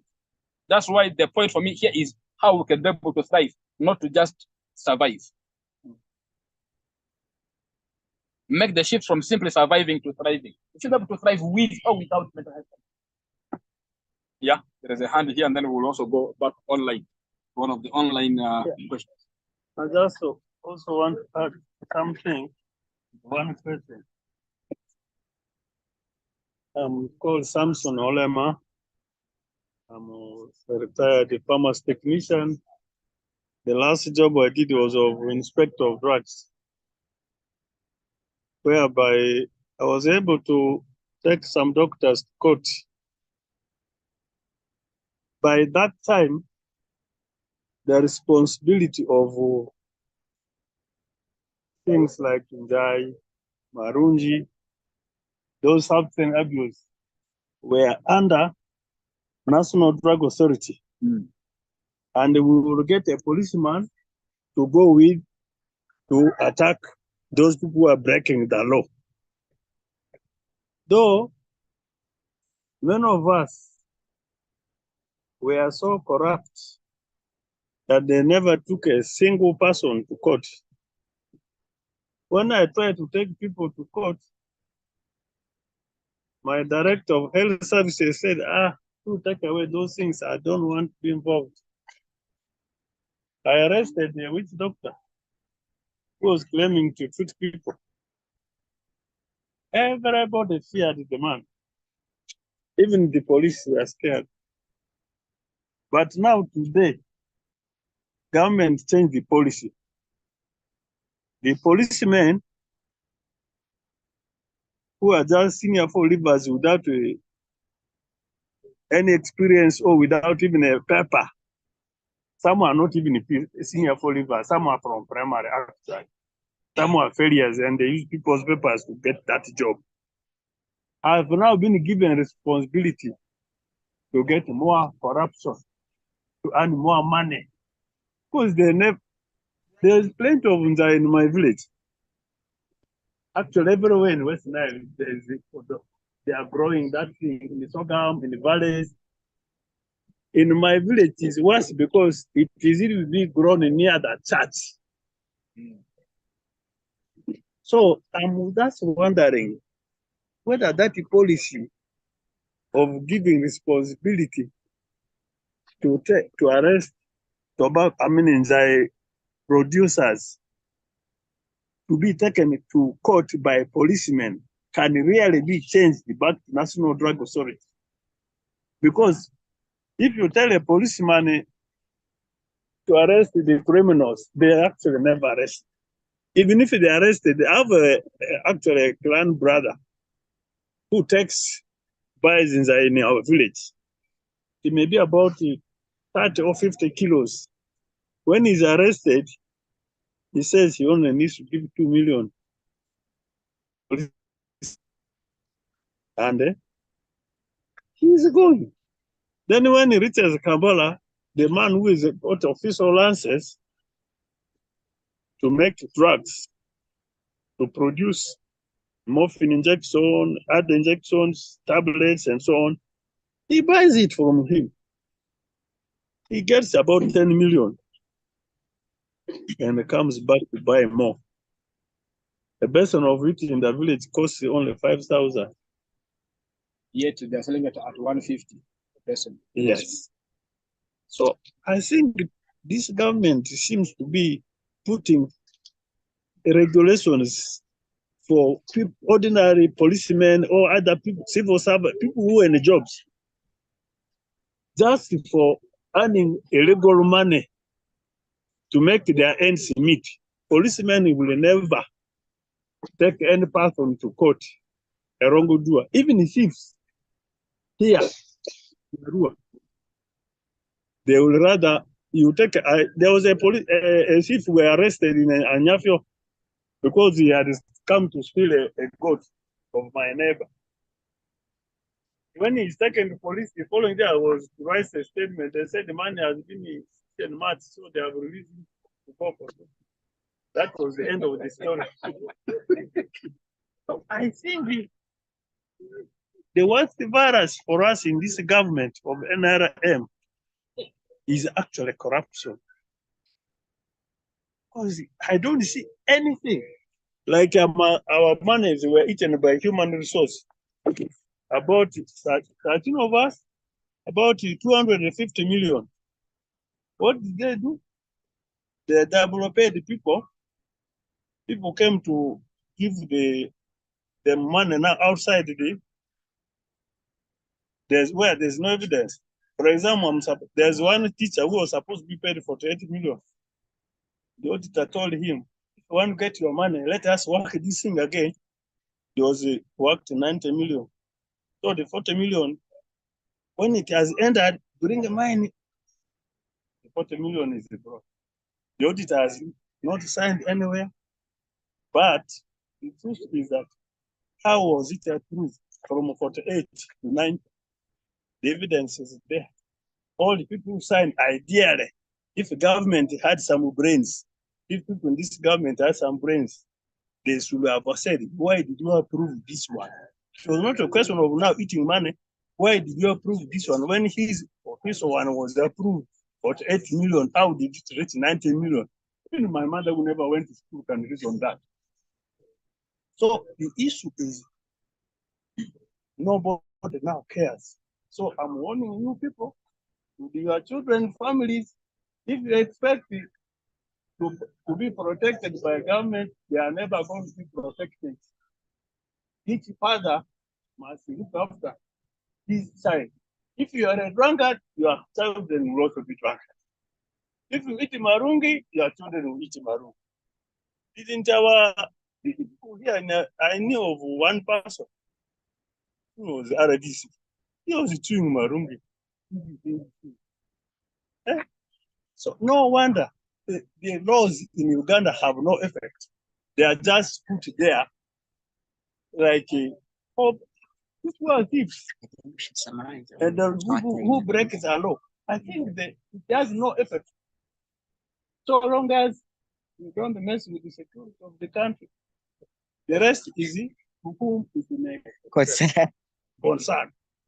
So I think if you are going to meet the parliamentarians, you tell them, surely the issue of leaving people to grow marungi without licenses is too much.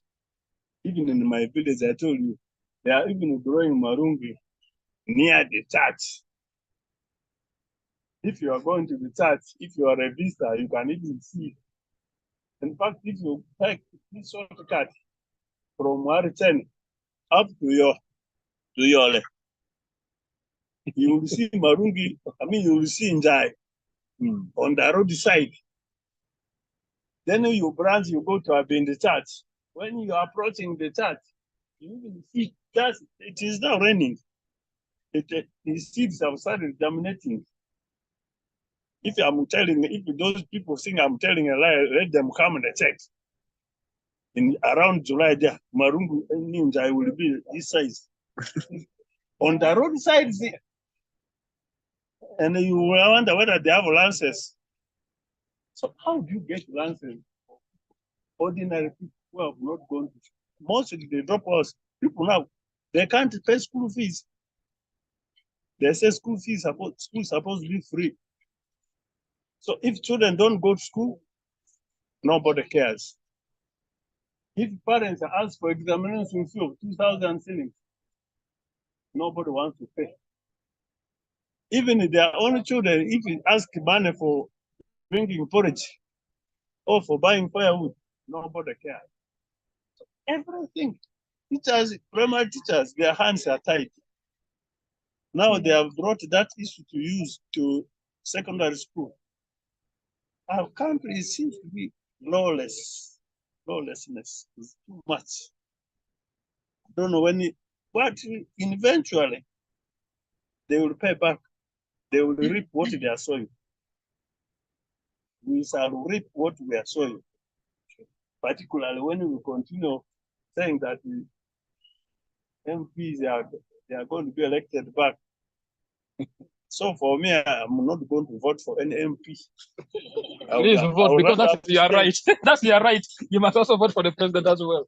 No, you see, these are real issues. Actually, these are real issues. But one thing I want to assure you is there is actually a bill which was passed. The president accepted to it, and it is the psychoactive drugs. And all of these drug, there is at least a law. So it's actually in place. But the law is supposed to be implemented by policemen. So now this is where the issue is now. Now that you see, this is where the issue is. That's why we must now be able to gather information, and then we see how do we enforce these policies. Because personally, we've done good barazas. We've done live along these barazas in town here. We've done community dialogues where we come to a village, we meet with the village team, we meet OC of the areas around, the people around, community leaders around. We discuss some of these issues, the dangers of the drug use, all that. And then the members themselves, when they see the dangers, then many of them come up with their resolutions. I've been to a community where we did this, and the community anonymously agreed that they were going to be drug-free village. And what did they do? They decided to uproot whatever is drug-related. And then also they passed the law by themselves. So we help them to put in their signature so that nobody can see that they didn't sign. So, and then from there, and then we said, okay, how can the police help them? Because police needs also to be helped. Police need to be guided.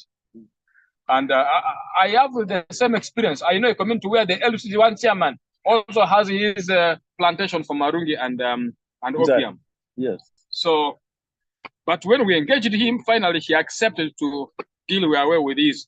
But the one for his brother is still there. But but slowly we can get there. But it takes all of us to be able to speak. It takes one voice, because now we know. Arua, for example, West Nile. If you just come to Arua, our young people on the drug abuse side, the number is overwhelming, and we are seeing the chaos. Just like you are saying, when you detect the thief there, the thief comes out. I think that's why, if you are very keen, just this last 2 weeks, over 5 kids have been killed in Arua. The burnt alive. And even those who are burnt also as well. Because I think even yesterday one was killed here at the driver's corner. So, but mob justice is not the deal. The issue here will be, how can the community be sensitized? How can the community be sensitized about these issues, so that we can see how best these issues can actually be helped. So, thank you so much for that concern. We will always keep engaging. Yes, madam. Elijah has never spoken. Gender based. We must balance the gender, please. Good evening. Good evening. Good evening. Good evening. Good evening. I'm a confidence coach. Thank you so much for this opportunity. I'm glad to have met you. I've moved everywhere and I find him going before me. I'm like, yeah, he's doing a great work. Thank you so much. Thank you. And thank you, St. Philip's, for this opportunity. I'm thrilled. I love to see it when we get information. One thing I've learned is we do not have information. One's affecting us, and a lot of us make decisions because we are not clear of what we do. So I also do a bit of mental health, but I look at emotional rehabilitation. From that angle, we try to fix some of those things out from the emotional root. And if you're a parent here, do I have parents around? Yeah, there are very few, and there are some who are upcoming. You are the greatest contributor in child development. Anything you do to your child, the contribution is 70%.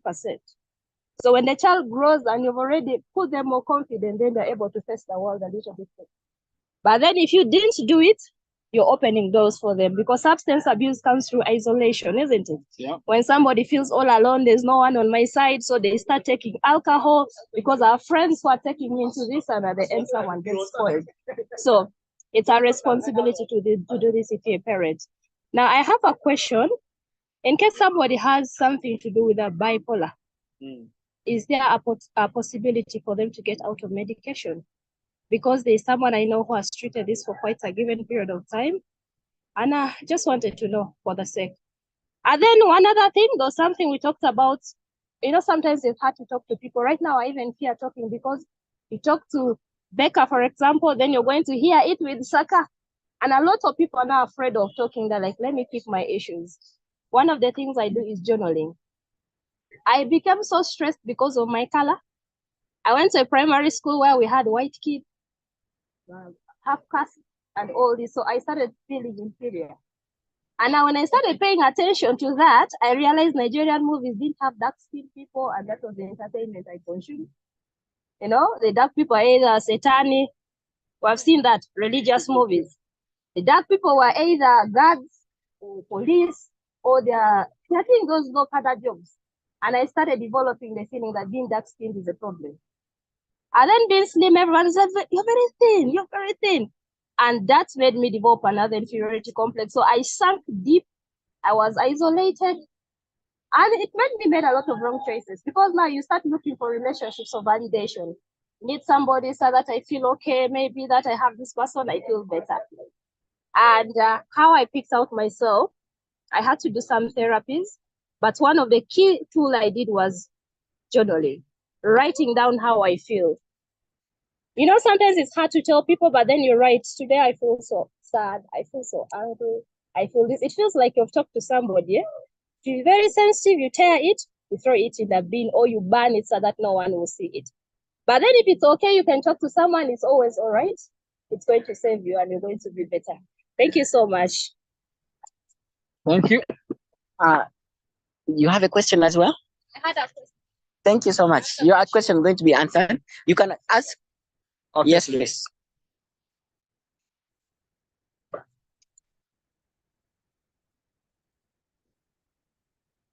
Thank you. Good evening, everyone. Good evening. Mine is, first of all, an appreciation for the team that has put this together. Very glad that we're able to discuss mental health and mental illnesses and things in that category. Secondly, special appreciation to the men who are here, because while growing up, personally, in my early primary, around P4, P5, I was living near the hospital, that is Utabika Hospital, and we used to have cases. By then, it was not yet fenced like it is today. We used to have a lot of cases of, can I say, escaped patients, for lack of a better word. And all I remember is most of them used to be men. And then also there's that cultural aspect that, and already our first I've talked about it, the issue of facing life as a man. You are not allowed to talk, you're not allowed to seek help from anyone. If you actually seek help, in some cases, they'll make fun of you and say, but this is a small thing. And yet for you, it's weighing you down so seriously.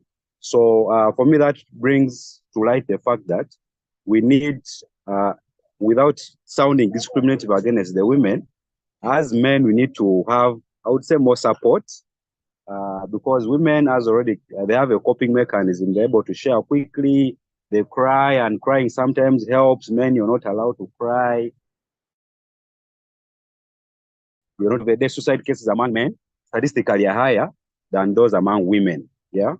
And also appreciation to the team. And I'm very glad to hear cases of where they've been moving around, doing community barazas in the villages.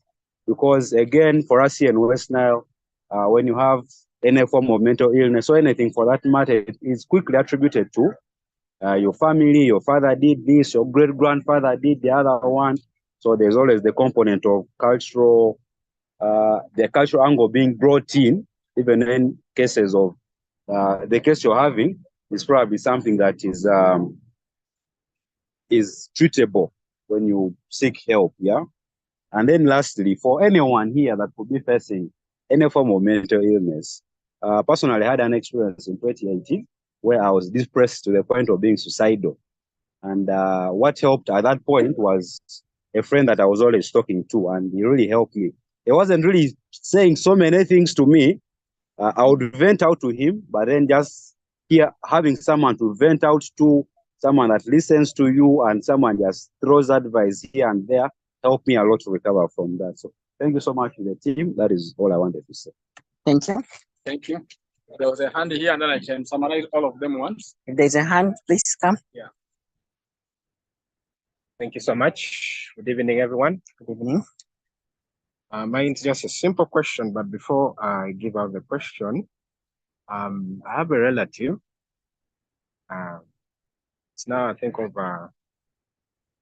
okay, the time he was in senior 4, before he sat for his paper, he had a peer that told him, you know what, if you want to read very hard and be able to understand what you're reading, be able to pass, try and use some drugs. And he ended up using it, and affected him badly. And he has been like that for quite some time. And as you had said earlier on, that this can be treated. So I would like to ask, like, how long must someone have mental illness?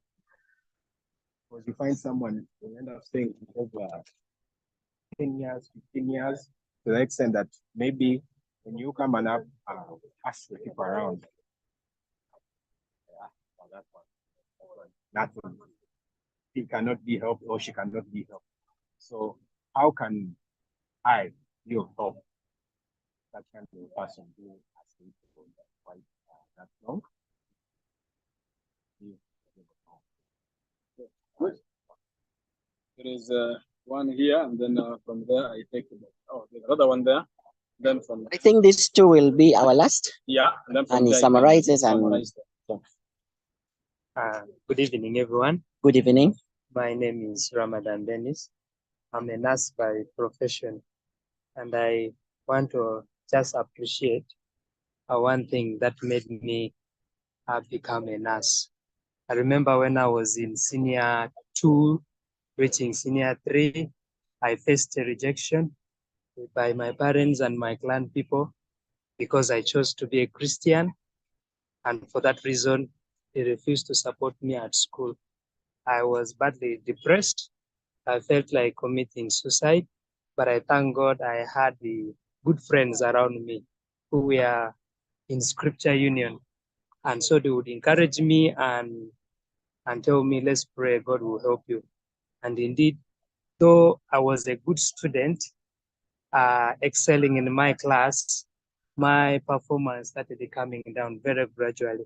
Up to the extent I still testify this, that I got to 0-1 in physics.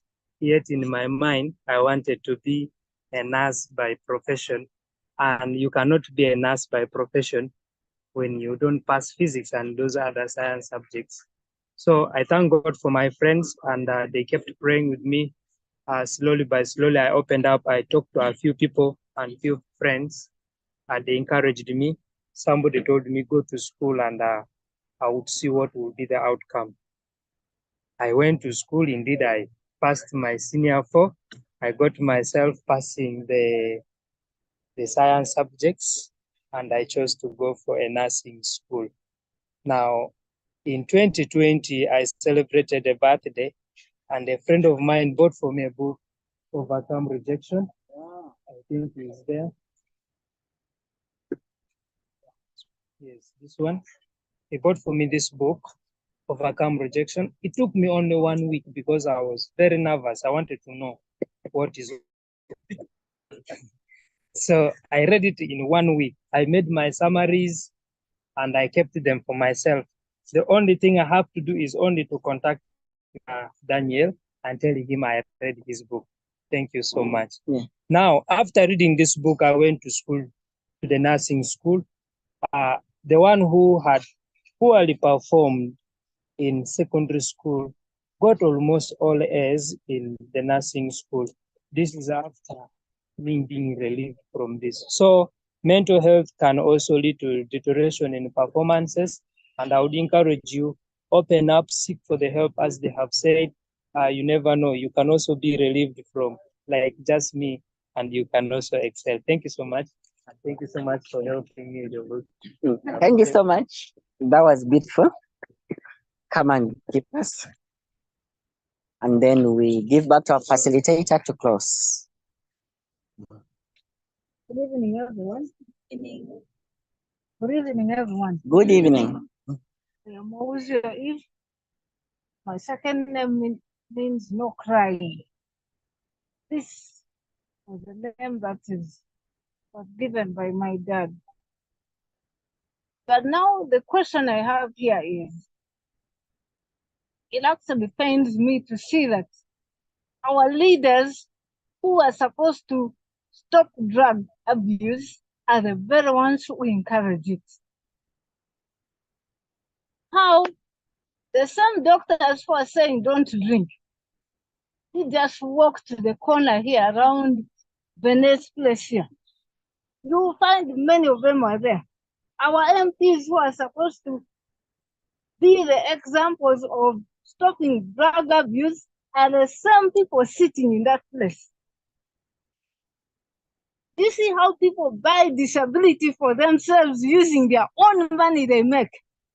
Someone makes money but drinks it and breaks himself. The next minute he's complaining, why God? Why did you allow me to be like this?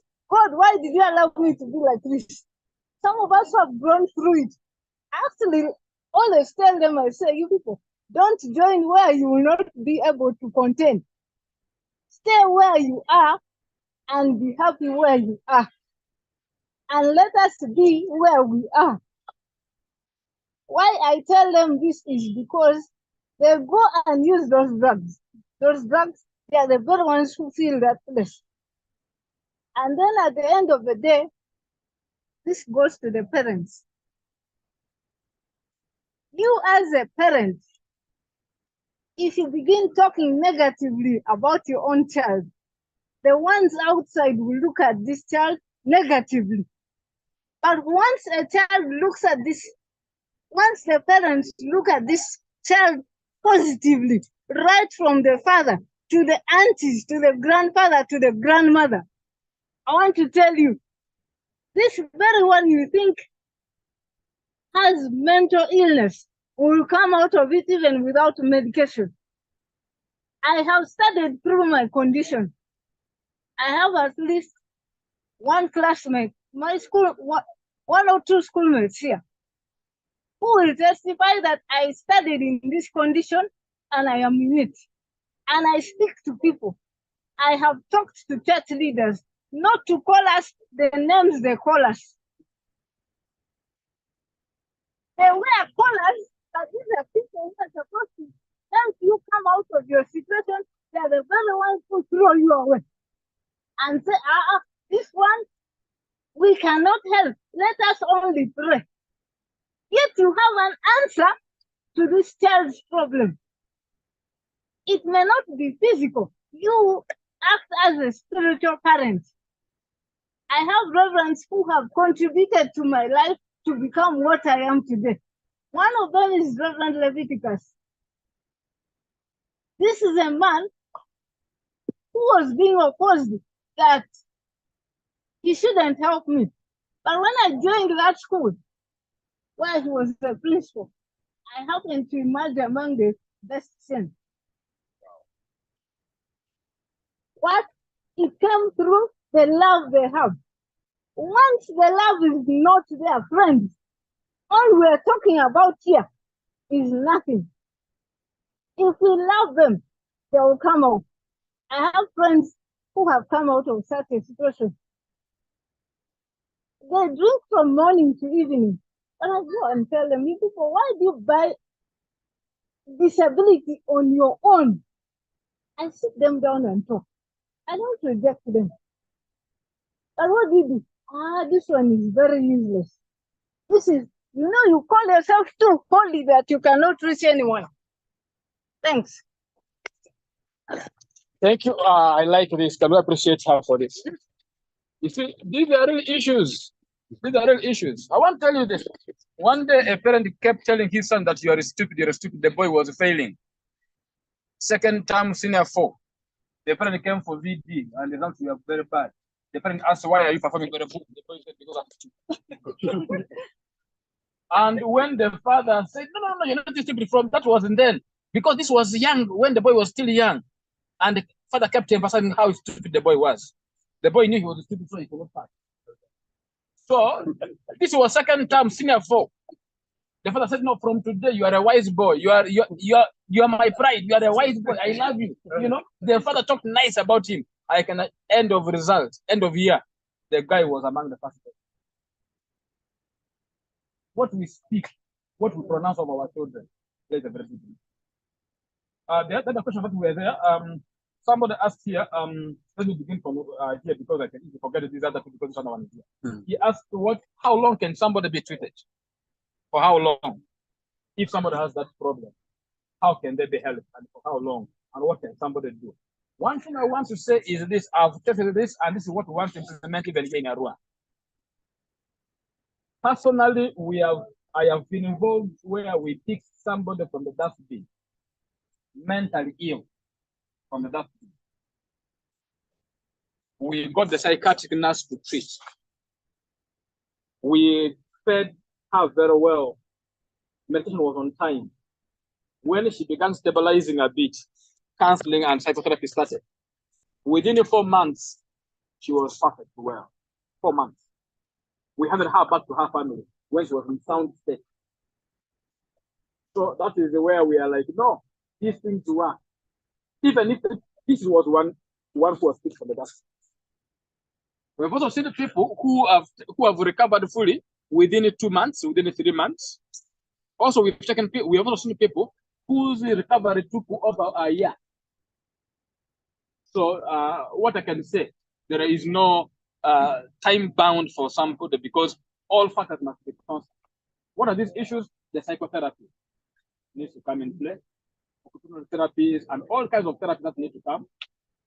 And then as well as treatment needs to come. The counseling, the praying, and all of that, this must happen. Somebody will have to recover. All of us, I can assure you this, anybody can recover. Someone asked about bipolar, for somebody with the bipolar. I know people who have recovered completely from bipolar. I know them. Right now, they are not on medication and they are doing well. The only thing that they are doing very extremely well is now that they have stopped the medications. Their therapy, they're always on their therapies. Because with the therapies, you must learn how do you cope, coping mechanism, so that you avoid a relapse. A relapse always happens. People don't recover from mental illness if the following are not in place. Number one, if there is inadequate medication. They give you medications, you skip them or you don't take them. Or if you have to take them, you take them at your own will. You don't take it according to the prescription. You will not recover in time. Or even you may not even recover because of that inadequate medications. Number two, inadequate psychotherapy. If there is inadequate psychotherapy, you may also take longer to recover.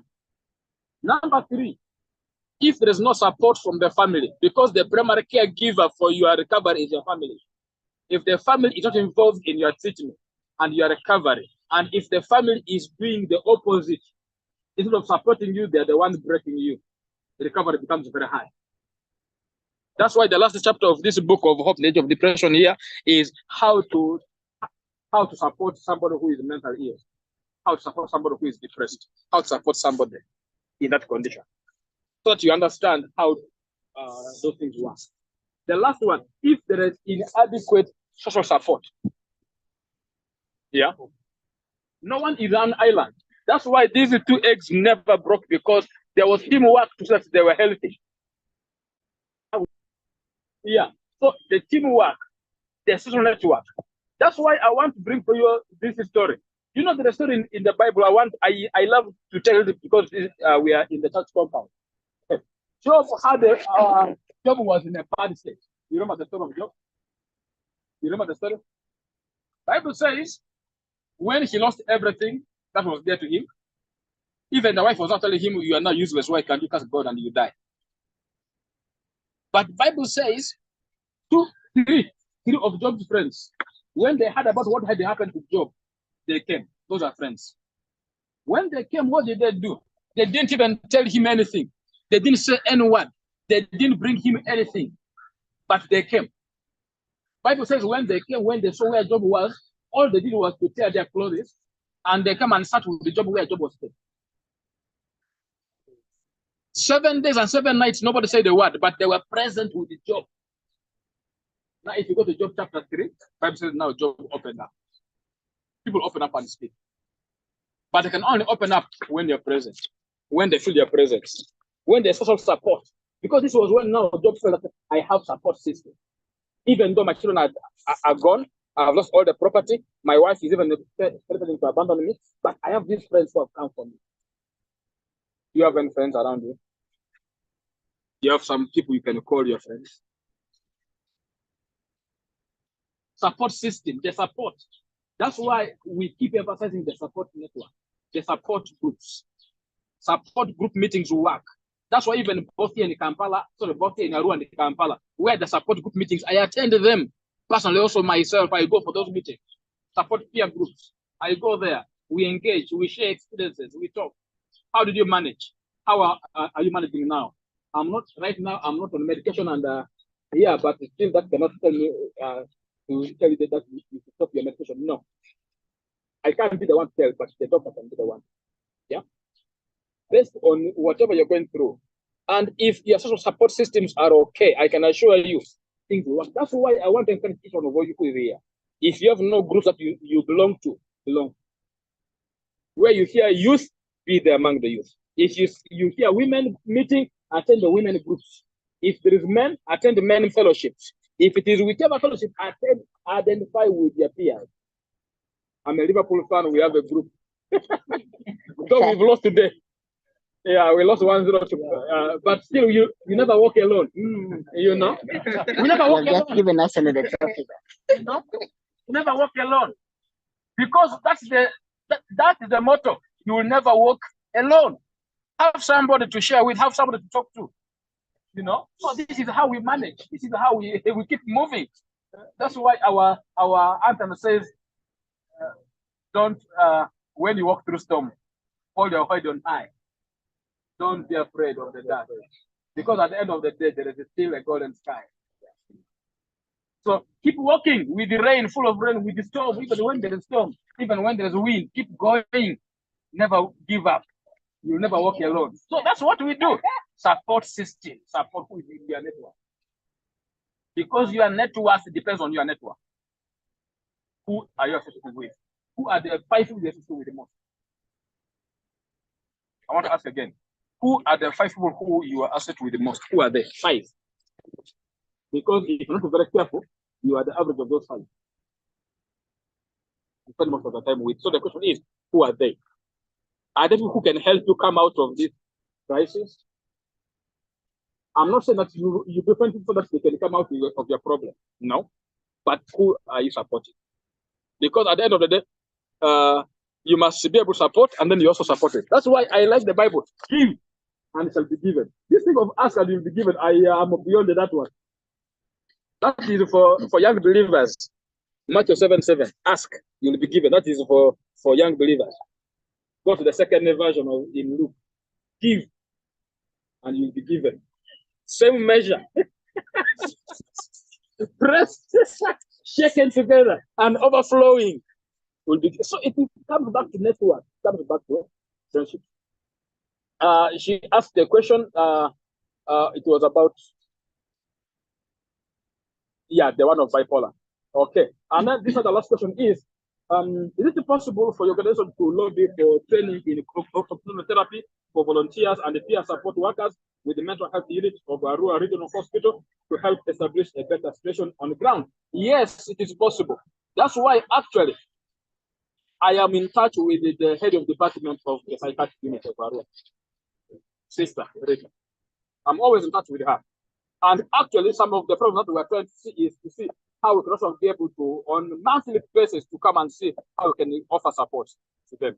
Because they are overwhelmed as well. The regional hospital is overwhelmed with numbers. People are too many. So we want to see how we can be of help through psychotherapy and occupational therapies and all that. So we are open. In fact, this year we want to see how we can do more. Though right now we don't have any funding, that we are talking about. That when God avails us some funds, these are some of the things that we want to put. Because occupational therapy is what we need. Because at the end of the day, if somebody recovers, so what next? Someone has been drinking too much because of lack of a job. Now, when they stop drinking, what will they do? What work have we prepared for them to do? How have we prepared them for that life after recovery? So those are some of the things that we are trying to work on. Otherwise, with all our support, recovery is possible. But above all, let's embrace mental health awareness. Let's help people to know some of these things. Yes, my colleague. Oh, yes, there's a hand here.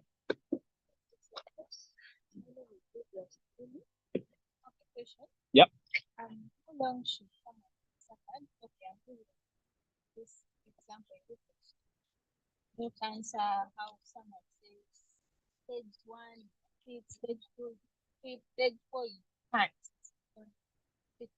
So how long should someone have suffered for illness for them to be able to receive help and they recover? Okay, just before, in the interest of time, our time has been fast spent. This shall be the last question, and then the facilitator will conclude. Okay. And then we say some remarks and leave. Please, I want to emphasize this. We have mild conditions and we have severe conditions. I want to give an example of the mild condition. If I can just highlight some of the symptoms of mental illness here. Appetite problems, problem with appetite where you lose appetite, don't want to eat food. Or for some of us, we overeat. We have too much appetite instead. You struggle with sleep, where sleep has refused you. Or do you sleep in that even when they carry you out with the bed, you cannot get wake up? You have issue with the anger, something small irritates you. You sometimes feel fatigued and you lose energy. You sometimes feel you're not good enough, you're useless. You sometimes lose interest in what you used to love doing. You lose interest. Do you sometimes want to be alone? You don't want people, you want to stay alone. You don't want to be with people. Are there times you get temptation to have reckless behavior, to drink, to move around, go in the streets, and all that? Are there times you don't have interest in even going to the bathroom? You put on what is available. You don't care whether it is clean or not clean. Are there times your body pains you and you go to the hospital and then they say you are fine, but when your body is paining you, having headache, one side is aching, one side is okay, then you take the witchcraft when it is not? Maybe the head is just aching you from here. You think somebody has poisoned you when it is not. Are there times when you have your own meeting with yourself? Ask your question, you answer. If it is funny, you laugh at it. Are there times you have an uncoordinated speech? You begin a story, don't finish, you jump to another story, jump to another story. But whatever somebody is speaking is not coordinated. Are there times you see things others don't see? Or you hear voices others don't hear? Are there times you just feel you want to die? You're not good enough. It's therefore you are suicidal. You just feel, I just need to die. All of these are symptoms of mental illness, and even many more. However, many of us are having these issues, but at the mild condition. Mild stage. At the mild stage, all you can do, you might not need medication, but you can get psychotherapy. You can just get to talk to somebody. Talk to somebody. You can be helped early enough. Not even medication. Medication can come in when it has become severe, when you have taken long to diagnose that actually this is the condition, but then it has gone to the severe stage where it is now affecting your body, affecting everything as you put on medication. That's why we emphasize, please, when things are still early, engage early. In fact, if you diagnose your issues early, you're helped early enough. And if you're helped early enough, you can even sustain it. I like our colleague online. He said he was diagnosed when he was 13 years. Now he's a retired clinical officer. Retired. So how many years are those? From senior 1, 13 years. But he has a fight on his medications, and he's living a full life. Our brother just shared here. He has been fully on medications since 2000. Yeah. How many years are this? And he's okay. He actually, when somebody sees him, they will not attempt to hear epilepsy, because in our context here, we think somebody with epilepsy must have scars, wounds, fire, all that. It is because we don't understand these things early enough. When we detect early enough, and we put on medication early enough, things work out. So the question is, the point here is, it's not about for how long somebody has suffered. Anybody. If they can adhere to medications, if there is a family support, if there is adequate psychotherapy, above all, if somebody accepts that they need help, because you can help somebody who doesn't need help. And it becomes very hard even for them to recover. It is until somebody actually accepts that I need help.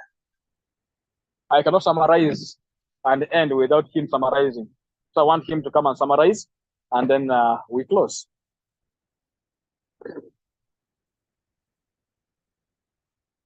Yeah, thank you for the opportunity given once again. The discussion has been very interesting.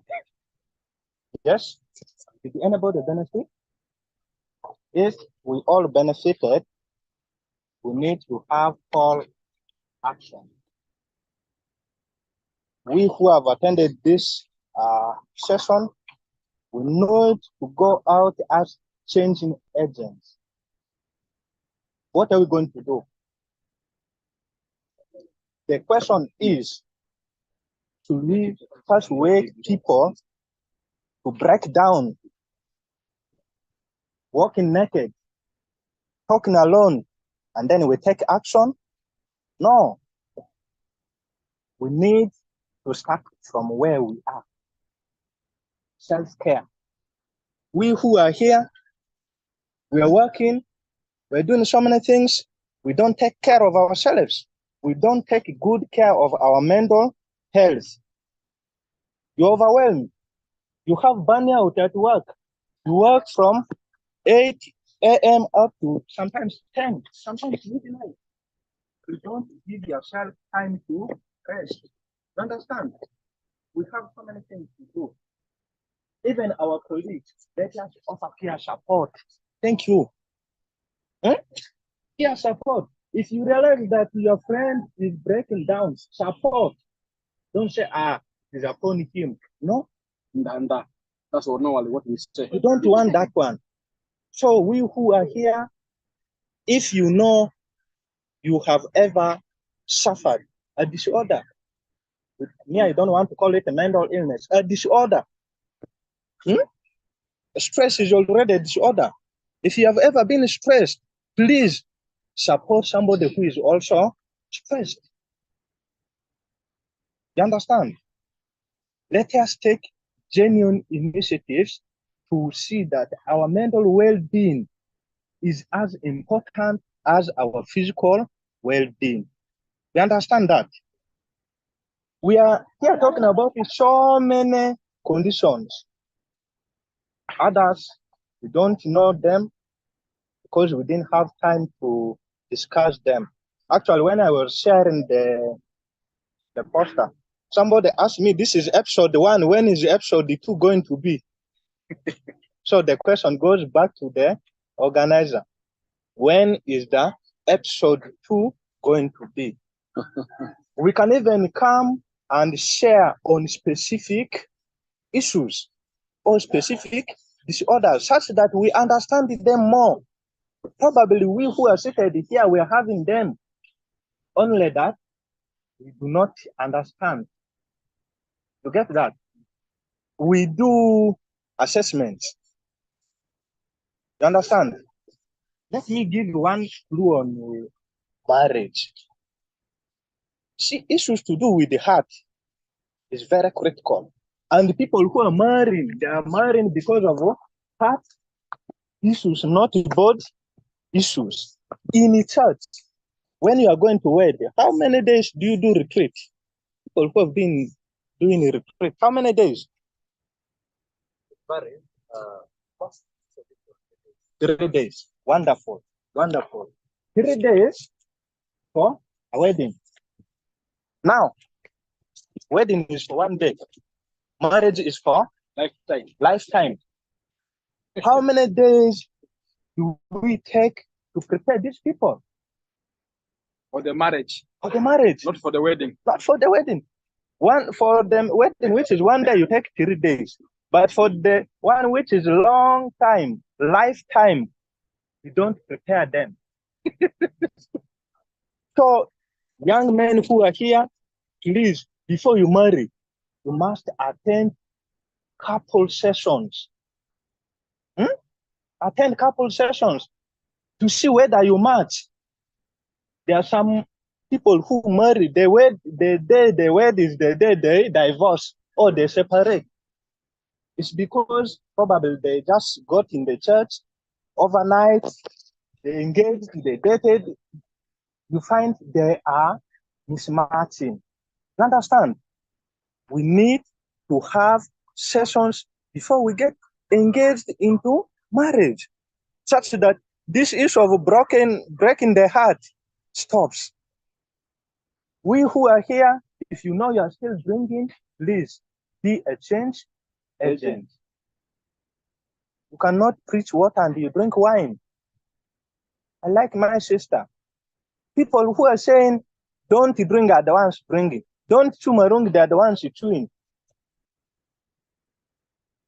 Please, we who are here, let us ensure that our relatives, our friends, our colleagues, our community, our society are transformed through mental health sessions. Otherwise, we shall all perish. As we talk now, there's already I can say it is an epidemic of suicide. Every day, if we are not responding to the ones who have completed, we are responding to those who have attempted. If you are not responding to those who have attempted, we are responding to the ideations and the thoughts. Please, suicide is not an option. We have support. The necessary support that you have is there, only that seek it. When you seek it, we shall be able to offer for you the support. Otherwise, I want to conclude by saying that mental health is a priority. Thank you. Action points. What are you going to do as a person? And what can we do as a family? Now this becomes a family now. This is now our family. I think that would be nice if we can come with some of these action points. And at the same time, I have some feedback forms here. Just give us your honest feedback. I have a few copies though. If it misses you, please don't say these people just came with a few. Feel free to still give us your own opinion about your honest feedback. For those who are married, you can share, so they can give us on one paper. Otherwise, thank you so much. But like my colleague has rightly put it here, I think next time we can be more specific. Today it was just general. And then we can begin to look at some of these disorders one at a time. Like I have these flyers here, which are purely for schizophrenia. I have those other ones for bipolar. I have those ones for depression. I have those ones for stress. And also we can be able to address some of these issues one at a time. And we can be able to see how best our people can be helped, how best our community can be supported, and how best the church can be able to be a place of healing, especially for support. Thank you so much. I think I cannot go beyond here now. Thank you so much. Back to the host. Thank you so much for coming.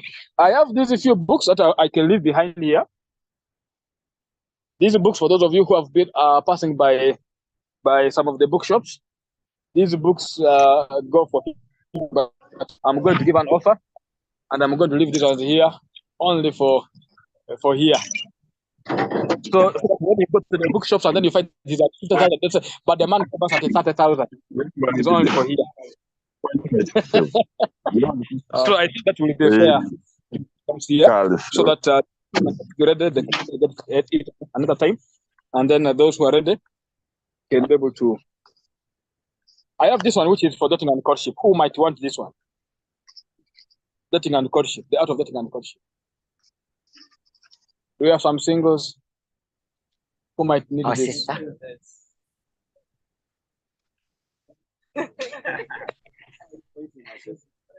She raised the hand. Okay, so yeah, the hand can be up, but she's not be interested still. People, I want to appreciate each and everyone. Anybody wants this? Who is here? Her hand is up again. But anybody wants it? So as our facilitator asks, I want to appreciate each and every one of you that has been with us here right from the beginning. We have been here now for about, it's coming to 3 hours. I want to say thank you very much for coming and supporting this. This has been the first session, and depending on the feedback you will give and how we see fit, we may organize another session, and we shall call back our dear brother to come and give us more. I believe that those who spare time to come here, you will not leave the same. I believe you have received some impartation that is going to help you. So together with the team, we shall do a summary of what has been discussed here, and we shall share across our different youth St. Philip's groups. And we hope that it will help accordingly. So Mr. Dratibi, I want to say thank you very much. Thank you for honoring our invite. Thank you for coming on short notice. I want to thank each and every one of you. Our program delayed. We should have started by 3, but because of some challenges, we couldn't help. We started by 4, but still people were able to turn up, and people have been able to stay up to now. It's coming to 7. It's just about some few minutes, like 18 minutes to 7, but people have stayed, and you have consumed all the information that has been given. We thank you, and we really appreciate. As we conclude, we will just request for a picture. I would request that we come together, we take one picture. This picture shall be a reminder of the first session that we ever held on mental health. And it will help us next time when we decide to come for another. It can be one of the things that we put as a key detail on our poster when we are trying to do the awareness and the sharing. So thank you so much. Mr. Dratibi is still going to be around. Those of you that wish to come and speak to him, and my brother, I didn't get your name. Peter is also going to be around. Please come before you go. Have a one-on-one interaction with them. Pick their numbers. Yes, Mr. Daniel is the director of an organization that helps people who are struggling with a number of issues to deal with mental health. Please pick his number. If you have a brother, a sister, a sibling, someone out there, a friend who is struggling, reach out. He's a very humble man. We have been, from these few hours, these few moments that we have been able to interact, it has been a very good experience for me. And it can be one for you. Please, before you leave, as we conclude, as we finalize, please come, have a one-on-one session with him, please. The interact. Forms, you leave them behind. Yeah. Pick his contact. Let's keep in touch. 0774 0774 5025. Sorry, 28, I mean, sorry. He shall read it again. 0774 774 80 50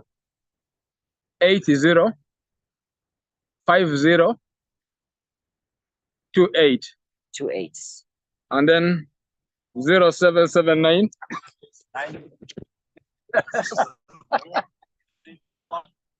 41 90 34 41.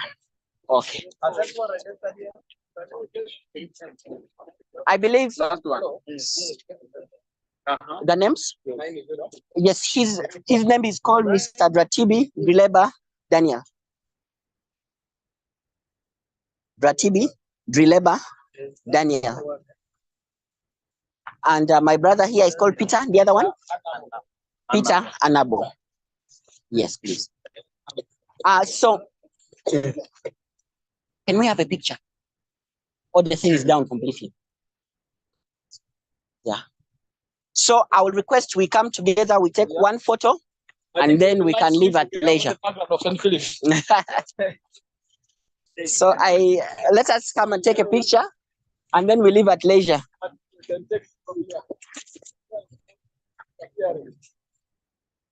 So we're going to stand here. Yeah. So let us come, we take a picture, and then we leave at leisure. So our online brother